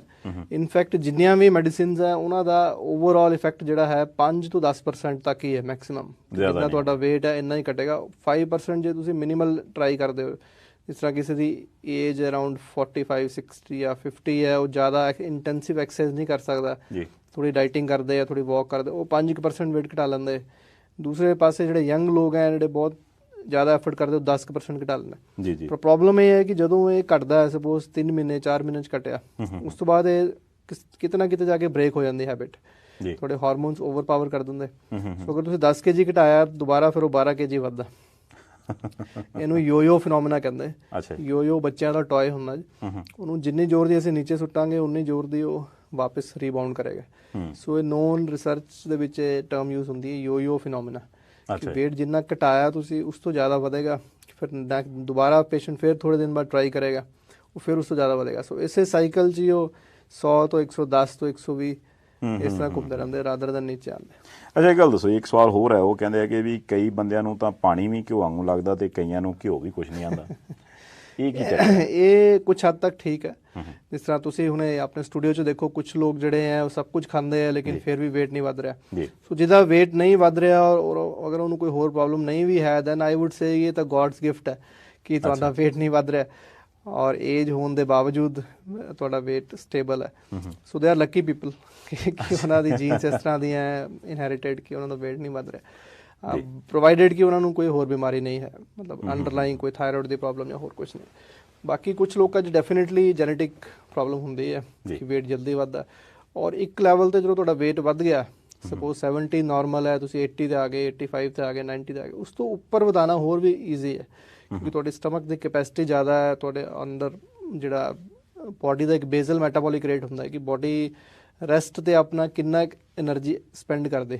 ਸੋ ਇਹਨਾਂ ਲੋਕਾਂ 'ਚੋਂ ਐਨਰਜੀ ਸਪੈਂਡ ਕਰਨ ਦੀ ਪਾਵਰ ਘੱਟ ਹੁੰਦੀ, ਜੋ ਤੁਸੀਂ ਖਾਇਆ ਉਹ ਬੋਡੀ ਅਦਰਵਾਈਜ਼ ਸਪੈਂਡ ਨਹੀਂ ਕਰਦੀ, ਉਹ ਜਾ ਕੇ ਸਟੋਰ ਹੋ ਜਾਂਦਾ ਫੈਟ ਦੇ ਫਾਰਮ 'ਚ। ਉਸ ਤੋਂ ਅੱਗੇ ਹੋਰ ਵਧਾਉਣਾ ਹੋਰ ਵੀ ਈਜ਼ੀ ਹੋ ਜਾਂਦਾ, it is becomes even more easier become more obese. ਦੂਸਰੀ ਇੱਕ ਗੱਲ ਰਹਿ ਗਈ, ਅਸੀਂ ਸਿਰਫ ਸਲੀਵ ਗੈਸਟ੍ਰੈਕਟਮੀ ਦੀ ਗੱਲ ਕੀਤੀ। ਸੋ ਲਗਭਗ 50% ਪੇਸ਼ੈਂਟਸ ਇਸ ਤਰ੍ਹਾਂ ਦੇ ਹੈ ਜਿਨ੍ਹਾਂ 'ਚ ਸਾਡੇ ਸੈਂਟਰ 'ਚ ਸਲੀਵ ਹੋ ਜਾਂਦੀ ਹੈ, ਪਰ 50% ਇਸ ਤਰ੍ਹਾਂ ਦੇ ਹੈ ਜਿਨ੍ਹਾਂ 'ਚ ਸਲੀਵ ਅੱਛਾ ਆਪਰੇਸ਼ਨ ਨਹੀਂ ਮੰਨਿਆ ਜਾਂਦਾ। ਸਪੋਜ਼ ਕਿਸੇ ਦਾ weight ਕਾਫੀ ਜ਼ਿਆਦਾ ਹੈ, BMI 45 50 ਤੋਂ ਜ਼ਿਆਦਾ ਹੈ, ਜਾਂ ਕਿਸੇ ਨੂੰ ਡਾਇਬਟੀਜ਼ ਹੈ, ਫਿਰ ਅਸੀਂ ਬਾਈਪਾਸ ਕਰਦੇ ਹਾਂ। ਬਾਈਪਾਸ ਅੱਜ ਕੱਲ੍ਹ ਸਭ ਤੋਂ ਕਾਮਨ ਜਿਹੜਾ ਇੰਡੀਆ 'ਚ 2017 ਦੇ ਡੇਟਾ 'ਚ ਹੈਗਾ, that is mini gastric bypass. ਪਹਿਲਾਂ ਰੂਅਨਵਾਈ ਗੈਸਟ੍ਰਿਕ ਬਾਈਪਾਸ ਨੰਬਰ 1 ਸੀਗਾ, ਹੁਣ ਮਿਨੀ ਗੈਸਟ੍ਰਿਕ ਬਾਈਪਾਸ ਦਾ ਟ੍ਰੈਂਡ ਜ਼ਿਆਦਾ ਹੈ ਬਿਕੋਜ਼ ਇਹਦੇ 'ਚ ਪੇਸ਼ੈਂਟ ਦੀ ਲਾਈਫ ਸਟਾਈਲ ਥੋੜੀ ਬੈਟਰ ਹੁੰਦੀ। ਸੋ ਬਾਈਪਾਸ ਦਾ ਮਤਲਬ ਇਹ ਹੈ ਕਿ ਅਸੀਂ ਸਟਮਕ ਰਿਮੂਵ ਨਹੀਂ ਕਰਦੇ, ਉਹਦੇ 2 ਹਿੱਸੇ ਕਰ ਦਿੰਦੇ। ਜਿਹੜੇ ਹਿੱਸੇ 'ਚ ਖਾਣਾ ਜਾਏਗਾ ਉਹ ਛੋਟਾ ਰਹੇਗਾ ਤਾਂ ਕਿ ਇਨਟੇਕ ਥੋੜੀ ਘਟੇ, ਔਰ ਉਹ ਉਸ ਤੋਂ ਬਾਅਦ ਖਾਣਾ ਡਾਇਰੈਕਟਲੀ ਛੋਟੀ ਆਂਤ 'ਚ ਨਹੀਂ ਜਾਏਗਾ, ਉਹ ਛੋਟੀ ਆਂਤ ਦਾ ਕੁਛ ਹਿੱਸਾ ਅਸੀਂ ਬਾਈਪਾਸ ਕਰ ਦੇਂਗੇ, ਲਗਭਗ 1/3 to 1/4 ਹਿੱਸਾ ਅਸੀਂ ਬਾਈਪਾਸ ਕਰ ਦਾਂਗੇ। ਉਹ ਹਿੱਸਾ ਜਿਹਦੇ ਵਿੱਚ ਜ਼ਿਆਦਾਤਰ ਸ਼ੂਗਰ ਤੇ ਫੈਟ ਐਬਜ਼ੌਰਬ ਹੁੰਦੀ, ਕੁਝ ਪ੍ਰੋਟੀਨ ਵੀ ਉਸ ਹਿੱਸੇ 'ਚ ਐਬਜ਼ੌਰਬ ਹੁੰਦੀ। ਸੋ ਇੱਕ ਤਾਂ ਖਾਣ ਦੀ ਇਨਟੇਕ ਘਟੇਗੀ, ਸੈਕੰਡਲੀ ਉਹ ਜਿਹੜਾ ਖਾਣਾ ਖਾਇਆ ਉਹ ਕਿਉਂਕਿ ਬਾਈਪਾਸ ਹੋ ਰਿਹਾ ਹੈ ਤਾਂ 100% ਬੋਡੀ ਨੂੰ ਲੱਗੇਗਾ ਨਹੀਂ, ਕੁਛ ਹਿੱਸਾ ਬਿਨਾਂ ਐਬਜ਼ੌਰਬ ਹੋਏ ਬਾਹਰ ਨਿਕਲ ਜਾਏਗਾ। ਸੋ ਇਹਦੇ ਨਾਲ weight loss ਅੱਛਾ ਹੋਏਗਾ। ਸੈਕੰਡਲੀ ਜਿਨ੍ਹਾਂ ਨੂੰ ਡਾਇਬਟੀਜ਼ ਹੈ ਉਹਨਾਂ ਦੀ ਡਾਇਬਟੀਜ਼ 'ਚ ਇਹਦਾ ਰਿਸਪੌਂਸ ਜ਼ਿਆਦਾ ਅੱਛਾ ਹੈ, ਡਾਇਬਟੀਜ਼ ਠੀਕ ਕਰਨ 'ਚ ਜਾਂ ਉਹਨੂੰ ਬੈਟਰ ਕਰਨ 'ਚ, ਕਿਉਂਕਿ ਜਿਹੜਾ ਸਾਡਾ ਇੰਟੈਸਟਾਈਨ ਦਾ ਡਿਸਟਲ ਹਿੱਸਾ ਹੈ ਉਹਦੇ ਵਿੱਚ ਸੈਂਸਰਸ ਹੁੰਦੇ ਹੈ ਜਿਹੜੇ ਕੁਝ ਹਾਰਮੋਨ ਸਿਕਰੀਟ ਕਰਦੇ ਇਨਸੂਲਿਨ ਬਣਾਉਣ ਲਈ। ਅਗਰ ਖਾਣਾ ਡਾਇਰੈਕਟਲੀ ਅੱਗੇ ਜਾਏਗਾ ਉਹਦੇ ਵਿੱਚ ਗਲੂਕੋਜ਼ ਦੀ ਕੁਆਂਟੀਟੀ ਜ਼ਿਆਦਾ ਹੋਏਗੀ ਤਾਂ ਉਹ ਹਾਰਮੋਨਸ ਜ਼ਿਆਦਾ ਰਿਲੀਜ਼ ਹੋਣਗੇ, ਇਨਸੂਲਿਨ ਜ਼ਿਆਦਾ ਬਣੇਗੀ, ਇਨਸੂਲਿਨ ਦੇ ਅਗੇਂਸਟ ਰੈਜ਼ਿਸਟੈਂਸ ਘਟ ਜਾਏਗੀ। ਸ਼ੂਗਰ 'ਚ 2 ਚੀਜ਼ਾਂ ਹੁੰਦੀਆਂ, ਇੱਕ ਤਾਂ ਮੇਬੀ ਇਨਸੂਲਿਨ ਜਾਂ ਘੱਟ ਬਣਦੀ ਹੈ ਜਾਂ ਬਣਦੀ ਠੀਕ ਹੈ ਲੇਕਿਨ ਉਹ ਐਕਟ ਨਹੀਂ ਕਰ ਪਾਉਂਦੀ, ਉਹਦੇ ਅਗੇਂਸਟ ਰੈਜ਼ਿਸਟੈਂਸ ਕਾਫੀ। ਸੋ ਇਹ ਜਿਹੜੇ ਹਾਰਮੋਨਸ ਹੈ ਜਿਹੜੇ ਬਾਈਪਾਸ ਤੋਂ ਬਾਅਦ ਹੋਰ ਵੀ ਜ਼ਿਆਦਾ ਵੱਧ ਜਾਂਦੇ ਆ, ਇਹ ਸਾਰੇ ਡਿਸਟਰਬੈਂਸ ਨੂੰ ਠੀਕ ਕਰਦੇ, ਇਨਸੂਲਿਨ ਦਾ ਐਕਸ਼ਨ ਵੀ ਬੈਟਰ ਕਰਦੇ, ਉਹਦੀ ਰੈਜ਼ਿਸਟੈਂਸ ਵੀ ਘਟਾਉਂਦੇ, ਔਰ ਇਹ ਸਭ ਕਰਕੇ ਡਾਇਬਟੀਜ਼ ਠੀਕ ਹੁੰਦੀ ਹੈ। ਸੋ ਆਫਟਰ ਸਰਜਰੀ ਖਾਣਾ ਹੀ ਡਾਇਬਟੀਜ਼ ਦਾ ਕਿਉਰ ਬਣ ਜਾਂਦਾ। ਜਿਸ ਤਰ੍ਹਾਂ ਸੇ ਨਾਰਮਲੀ ਦੇਖੋ ਤਾਂ ਖਾਲੀ ਪੇਟ ਸ਼ੂਗਰ ਘੱਟ ਆਉਂਦੀ ਹੈ, ਖਾਣ ਦੇ 2 ਘੰਟੇ ਬਾਅਦ ਜ਼ਿਆਦਾ ਆਉਂਦੀ, ਬਟ ਆਫਟਰ ਸਰਜਰੀ ਬੜੇ ਸਾਰੇ ਪੇਸ਼ੈਂਟਸ 'ਚ ਅਗਰ ਫਾਸਟਿੰਗ 130 ਆ ਰਹੀ ਹੈ ਤਾਂ ਖਾਣਾ ਖਾ ਕੇ ਮੇਬੀ 120 ਆਵੇ, ਕਿਉਂਕਿ ਖਾਣਾ ਹੀ ਅੱਛਾ, ਉਲਟਾ ਕਰ ਦਿੰਦੇ ਕੰਮ। ਖਾਣਾ ਹੀ ਤੁਹਾਡੀ ਸ਼ੂਗਰ ਜਿਹੜੀ ਹੈ ਉਹਨੂੰ ਕੰਟਰੋਲ ਕਰਨਾ ਸ਼ੁਰੂ ਕਰ ਦਿੰਦਾ। ਅੱਛਾ ਜੀ। ਨਹੀਂ ਤੇ ਇਹ ਜਿਹੜੀ ਸ਼ੂਗਰ ਕੰਟਰੋਲ ਕਰਨ ਵਾਲੀ ਸਰਜਰੀ ਹੈ ਤਾਂ ਫਿਰ ਜਿਹੜੇ ਬੰਦੇ ਦਾ ਮੰਨ ਲਓ ਓਵਰਵੇਟ ਨਹੀਂ ਵੀ ਆ ਜਿਹੜਾ, ਪਰ ਉਹਨੂੰ ਸ਼ੂਗਰ ਦੀ ਪ੍ਰੋਬਲਮ ਹੈ ਤਾਂ ਉਹਦੇ 'ਚ ਵੀ ਕਰਾਈ ਜਾ ਸਕਦੀ ਉਹਨਾਂ 'ਚ। ਹੁਣ ਜਿਹੜਾ ਲੇਟੈਸਟ ਡੇਟਾ ਹੈਗਾ ਇਹਦੇ 'ਚ ਰეკਮੈਂਡੇਸ਼ਨ ਹੈ ਜੀ, ਇੰਟਰਨੈਸ਼ਨਲ ਫੈਡਰੇਸ਼ਨਸ ਜਿੱਦਾਂ ਕਿ ਅਮਰੀਕਨ ਡਾਇਬਟੀਜ਼ ਐਸੋਸੀਏਸ਼ਨ ADA ਜਿਹੜੀ ਕਾਫੀ ਵੱਡੀ ਐਸੋਸੀਏਸ਼ਨ ਮੰਨੀ ਜਾਂਦੀ ਹੈ ਜੀ, ਇਸ ਤਰ੍ਹਾਂ ਹੀ ਇੰਟਰਨੈਸ਼ਨਲ ਡਾਇਬਟੀਜ਼ ਫੈਡਰੇਸ਼ਨ IDF, ਇਹਨਾਂ ਦੇ ਗਾਈਡਲਾਈਨਸ ਨਾਲ ਲਗਭਗ ਸਾਰੀ ਦੁਨੀਆ ਚੱਲਦੀ ਹੈ ਕਿ ਜੋ ਇਹ ਕਹਿੰਦੇ ਆ ਅਸੀਂ ਸ਼ੂਗਰ ਉਸ ਤਰ੍ਹਾਂ ਠੀਕ ਕਰਨੀ। ਸ਼ੂਗਰ ਵਾਲੇ ਡਾਕਟਰ ਇਹਨਾਂ ਦੇ ਐਲਗੋਰਿਦਮ ਮੰਨਦੇ। ਸੋ ਉਹਨਾਂ ਦੇ ਵਿੱਚ ਵੀ ਹੁਣ ਇਹ ਗਾਈਡਲਾਈਨਸ ਹੈ ਕਿ ਅਗਰ 27.5 ਤੋਂ BMI ਜ਼ਿਆਦਾ, ਜਿਸ ਤਰ੍ਹਾਂ ਮੈਂ ਦੱਸਿਆ ਕਿ 27.5 ਸਿਰਫ ਗ੍ਰੇਡ 1 ਓਬੇਸਿਟੀ ਮੰਨਦੇ, ਉਦੋਂ ਉਸ ਤੋਂ ਜ਼ਿਆਦਾ ਹੈ ਔਰ ਉਹਨਾਂ ਦੀ ਦਵਾਈਆਂ ਨਾਲ ਜਾਂ ਇਨਸੂਲਿਨ ਨਾਲ ਸ਼ੂਗਰ ਨਹੀਂ ਕੰਟਰੋਲ ਹੋ ਰਹੀ, ਫਿਰ ਇਹ ਸਰਜਰੀ ਕਰਵਾਉਣੀ ਚਾਹੀਦੀ ਹੈ। ਇਹਦੇ ਨਾਲ ਉਹਦੀ ਸ਼ੂਗਰ ਮੱਚ ਬੈਟਰ ਵੇ ਨਾਲ ਕੰਟਰੋਲ ਹੋਏਗੀ। ਅੱਛਾ ਜੀ, ਮਤਲਬ ਇੱਕ ਤਰ੍ਹਾਂ ਨਾਲ ਸ਼ੂਗਰ ਦਾ ਇਲਾਜ ਵੀ ਹੈ ਜਿਹੜੀ ਸਰਜਰੀ। ਹਾਂਜੀ ਹਾਂਜੀ ਬਿਲਕੁਲ। ਇਹਦਾ ਖਰਚਾ ਕੋਈ ਵੱਖਰਾ ਹੈ ਜੀ? ਨਹੀਂ, ਲਗਭਗ ਸੇਮ ਹੈ। ਆਪਰੇਸ਼ਨ ਲਗਭਗ ਉਸ ਤਰ੍ਹਾਂ ਦੇ ਹੁੰਦੇ ਆ, ਪਰ ਥੋੜਾ ਜਿਹਾ ਅਸੀਂ ਵੇਰੀਏਸ਼ਨ ਕਰਦੇ ਹਾਂ ਕਿਉਂਕਿ ਉਹਨਾਂ ਦਾ weight ਘੱਟ ਹੈ, ਸੋ ਬਾਈਪਾਸ ਦੀ ਲੈਂਥ ਥੋੜੀ ਘੱਟ ਰੱਖੀ ਜਾਂਦੀ ਹੈ। ਇਸ ਤੋਂ ਪਹਿਲਾਂ ਕੁਝ ਸਪੈਸ਼ਲ ਟੈਸਟ ਕੀਤੇ ਜਾਂਦੇ ਆ ਜਿਹੜੇ ਦਿਖਾਉਂਦੇ ਆ ਕਿ ਪੈਂਕਰੀਆਸ ਦਾ ਫੰਕਸ਼ਨ ਕਿੰਨਾ, ਕਿਉਂਕਿ ਪੈਂਕਰੀਆਸ ਅਗਰ ਇੱਕ ਲੈਵਲ ਤੱਕ ਫੰਕਸ਼ਨ ਕਰੇਗਾ ਤਾਂ ਹੀ ਸਰਜਰੀ ਕਾਮਯਾਬ ਹੋਏਗੀ। ਜੇ ਪੈਂਕਰੀਆਸ ਪਹਿਲਾਂ ਹੀ ਬਰਨ ਆਊਟ ਹੋ ਗਿਆ, ਉਹ ਇਨਸੂਲਿਨ ਬਣਾ ਹੀ ਨਹੀਂ ਰਿਹਾ, ਫਿਰ ਇਹ ਸਰਜਰੀ ਦਾ ਇਫੈਕਟ ਉਹਨਾਂ ਅੱਛਾ ਨਹੀਂ ਆਏਗਾ। ਅੱਛਾ, ਇੱਕ ਗੱਲ ਡਾਕਟਰ ਸਾਹਿਬ, ਜਦੋਂ ਤੁਸੀਂ ਇੰਨੀਆਂ ਗੱਲਾਂ ਦੱਸਦੇ ਹੋ ਨਾ ਵੀ ਅਸੀਂ ਉੱਧਰੋਂ ਇਹ ਬਾਈਪਾਸ ਬਣਾ ਦਿੰਦੇ ਹਾਂ, ਤੇ ਮੈਂ ਬਾਈਪਾਸ ਆ ਸੋਚਦਾ ਜਿਹੜੇ ਆਪਣੇ ਅੱਜ ਕੱਲ੍ਹ ਸ਼ਹਿਰਾਂ ਦੇ ਆਸ-ਪਾਸ ਬਣਦੇ ਆ ਵੀ ਚਲੋ ਜੀ ਜਿਹੜਾ ਟ੍ਰੈਫਿਕ ਹੈ ਉਹਨੂੰ ਬਾਰੇ-ਬਾਰ ਕੱਢ ਦਿੱਤਾ, ਪਰ ਗੱਲ ਹੈ ਵੀ ਉਹ ਟ੍ਰੈਫਿਕ ਕੱਢਣ ਦੇ ਲਈ ਜਗ੍ਹਾ ਲੈਣੀ, ਉਸ ਤੋਂ ਬਾਅਦ ਉਹ ਜਿਹੜੀ ਜਗ੍ਹਾ ਦੇ ਵਿੱਚ ਸੜਕ ਬਣਾਉਣੀ ਤੇ ਉਹ ਸਾਰਾ ਕੁਛ, ਇਹ ਪੇਟ ਦੇ ਅੰਦਰ ਜਦੋਂ ਆਪਾਂ ਇੰਨਾ ਕੁਛ ਕਰਦੇ ਹਾਂ ਤਾਂ ਕੀ ਉਹਨੂੰ ਸਰੀਰ ਦੇ ਬਾਕੀ ਔਰਗਨਸ ਤੇ ਜਾਂ ਹੋਰਨਾਂ ਥਾਵਾਂ ਦੇ ਉੱਪਰ ਕੋਈ ਅਸਰ ਨਹੀਂ ਪੈਂਦਾ ਮਾੜਾ? ਇਹ ਪੋਜ਼ਿਟਿਵ ਅਸਰ ਹੀ ਪੈਂਦਾ। ਮੈਂ ਦੱਸਿਆ ਕਿ ਜਿਹੜੀ ਡਾਇਬਟੀਜ਼ ਹੈ ਉਹ ਹਰ ਆਰਗਨ ਨੂੰ ਖਰਾਬ ਕਰਦੇ ਜੀ। ਜਿਹੜੀ ਫੈਟ ਹੈ ਉਹ ਫੈਟ ਸੈਲਸ ਇਸ ਤਰ੍ਹਾਂ ਦੇ ਮਤਲਬ ਹਾਰਮਫੁਲ ਕੈਮੀਕਲਸ ਪ੍ਰੋਡਿਊਸ ਕਰਦਾ ਹੈ ਜਾਂ ਹਾਰਮੋਨਸ ਪ੍ਰੋਡਿਊਸ ਕਰਦਾ ਹੈ ਜਿਹੜੇ ਬੋਡੀ 'ਚ ਹਰ ਆਰਗਨ ਨੂੰ ਖਰਾਬ ਕਰਦਾ ਹੈ। ਸੋ ਆਫਟਰ ਸਰਜਰੀ ਇਹ ਸਾਰੇ ਹਾਰਮੋਨਲ ਇੰਬੈਲੈਂਸ ਬੈਟਰ ਹੋਏਗਾ ਤੇ ਸਾਰੇ ਆਰਗਨਸ ਨੂੰ ਫਾਇਦਾ ਹੀ ਹੋਏਗਾ। ਈਵਨ ਟੂ ਦੀ ਟਿਊਨ ਕਿ ਕਹਿੰਦੇ ਕਿ ਅਗਰ ਟਾਈਮਲੀ ਸਰਜਰੀ ਕਰਾਓ, ਰਿਸਰਚ 'ਚ ਪ੍ਰੂਵਨ ਹੈ ਕਿ ਤੁਸੀਂ ਆਪਣੀ ਲਾਈਫ 'ਚ 5 ਤੋਂ 10 ਸਾਲ ਐਡ ਕਰ ਸਕਦੇ ਹੋ, ਕਿਉਂਕਿ ਮੋਟਾਪੇ ਨਾਲ ਐਸੋਸੀਏਟਡ ਬਿਮਾਰੀਆਂ ਨਾਲ ਮੋਟੇ ਲੋਕਾਂ ਦੀ ਡੈਥ ਨਾਰਮਲ ਜਿੰਨੀ ਲਾਈਫ ਚਾਹੀਦੀ ਉਸ ਤੋਂ 5 ਤੋਂ 10 ਸਾਲ ਪਹਿਲਾਂ ਹੋ ਜਾਂਦੀ। ਅੱਛਾ, because of all this associated problem. So ਤੁਸੀਂ ਲਾਈਫ 'ਚ 5 ਤੋਂ 10 ਸਾਲ ਵਧਾ ਸਕਦੇ ਹੋਗੇ ਟਾਈਮਲੀ ਆਪਣੇ weight ਨੂੰ ਨਾਰਮਲ ਲੈ ਆਓ। ਅੱਛਾ, ਇੱਕ ਸਵਾਲ ਸੀਗਾ, ਹੁਣ ਨਾਮ ਤਾਂ ਉੱਪਰ ਨਿਕਲ ਗਿਆ, ਉਹਨਾਂ ਦਾ ਕਹਿਣਾ ਇਹ ਸੀ ਕਿ ਜੇ ਤੁਸੀਂ ਡਾਕਟਰ ਸਾਹਿਬ ਦੇ ਕੋਲੋਂ ਅਸੀਂ ਆਪਰੇਸ਼ਨ ਕਰਾ ਕੇ ਤੇ ਉਹ ਸਾਰਾ ਕੁਝ ਘਟਾਉਣਾ ਹੈ ਤੇ ਉਹਦੇ ਨਾਲ ਚੰਗਾ ਕਿ ਬੰਦਾ ਆਪ ਹੀ ਖਾਣਾ ਪੀਣਾ ਜਿਹੜਾ ਉਹ ਘਟਾ ਦੇਵੇ, ਛੱਡ ਦੇਵੇ, ਤੇ ਫਿਰ ਵੀ ਭਾਰ ਘਟਾਇਆ ਜਾ ਸਕਦਾ। ਇਹ ਮਿਥ ਹੈ, ਜੇ ਇੱਦਾਂ ਹੁੰਦਾ ਤਾਂ ਫਿਰ ਕੋਈ ਵੀ ਓਬੀਸ ਨਾ ਹੁੰਦਾ। Nobody wants to be obese. ਜਿਹਦਾ weight ਜ਼ਿਆਦਾ ਹਰ ਕੋਈ ਘਟਾਉਣ ਦੀ ਕੋਸ਼ਿਸ਼ ਕਰਦਾ, ਪਰ ਇਹ ਵੀ ਰਿਸਰਚ ਪ੍ਰੂਵਨ ਹੈ ਕਿ 95% ਲੋਕ ਇਹ ਘਟਾ ਨਹੀਂ ਪਾਉਂਦੇ ਔਰ ਜਿਹੜੇ 5% ਘਟਾ ਲੈਂਦੇ ਆ ਉਹਨਾਂ ਚੋਂ 95% ਮੇਨਟੇਨ ਨਹੀਂ ਕਰ ਪਾਉਂਦੇ। ਸੋ ਇਵੈਂਚੁਅਲੀ ਇਹ ਸਭ ਕਰਨ ਦਾ ਸਕਸੈਸ ਰੇਟ ਬਹੁਤ ਘੱਟ ਹੈ ਅਗਰ ਉਹਨਾਂ ਦਾ weight ਬੈਰੀਐਟ੍ਰਿਕ ਸਰਜਰੀ ਵਾਲੀ ਰੇਂਜ 'ਚ ਫਾਲ ਕਰਦਾ। ਜੇ BMI ਥੋੜਾ ਹੀ ਜ਼ਿਆਦਾ ਹੈ, ਮਤਲਬ ਅਗਰ 27 ਹੈ ਜਾਂ ਸੇ 28 29 30 ਇੱਥੇ ਤੱਕ ਹੈਗਾ ਔਰ ਥੋੜਾ ਘਟਾਉਣਾ ਚਾਹੁੰਦੇ ਉਹ ਘਟਾ ਸਕਦੇ ਜੀ। ਉਸ ਤੋਂ ਜ਼ਿਆਦਾ ਜਦੋਂ ਬੈਰੀਐਟ੍ਰਿਕ ਸਰਜਰੀ ਬਣਾਈ ਇਸ ਕੰਡੀਸ਼ਨ ਤੇ ਗਈ ਹੈ ਕਿ ਇਹ ਹੁਣ ਇੰਨਾ weight ਹੋ ਗਿਆ ਕਿ ਇਹ ਬਾਕੀ ਮੈਥਡਸ ਇਹਦੇ ਤੇ ਲਗਭਗ ਫੇਲ ਹੋ ਜਾਣਗੇ। ਫਿਰ ਵੀ ਟਰਾਈ ਕਰਨਾ ਚਾਹੀਦਾ। ਅਸੀਂ ਹਰ ਪੇਸ਼ੈਂਟ ਨੂੰ ਜਿਹੜਾ ਸਾਡੇ ਕੋਲ ਆਉਂਦੇ ਯੂਜੂਅਲੀ ਉਹਨਾਂ ਨੇ ਟਰਾਈ ਕੀਤਾ ਹੁੰਦਾ, ਅਗਰ ਨਹੀਂ ਕੀਤਾ ਤਾਂ ਅਸੀਂ ਉਹਨਾਂ ਨੂੰ 6 months ਦਿੰਦੇ ਹਾਂ ਕਿ ਤੁਸੀਂ ਆਪਣਾ ਬਾਕੀ ਮੈਥਡਸ ਨਾਲ ਟਰਾਈ ਕਰ ਲਓ, ਡਾਈਟਿੰਗ, ਫਿਜ਼ੀਓਥੈਰੇਪੀ ਸਾਡੇ ਕੋਲ ਵੀ ਹੈਗਾ ਇਹ ਸਾਰਾ ਮੈਥਡਸ, ਸਾਰੇ ਦੇ ਕੇ ਈਵਨ ਮੈਡੀਸਿਨਸ ਦੇ ਕੇ 6 months ਤੋਂ 1 year ਟਰਾਈ ਕਰ ਲਓ, ਨਹੀਂ ਹੁੰਦਾ then you go for surgery. ਅੱਛਾ ਜੀ।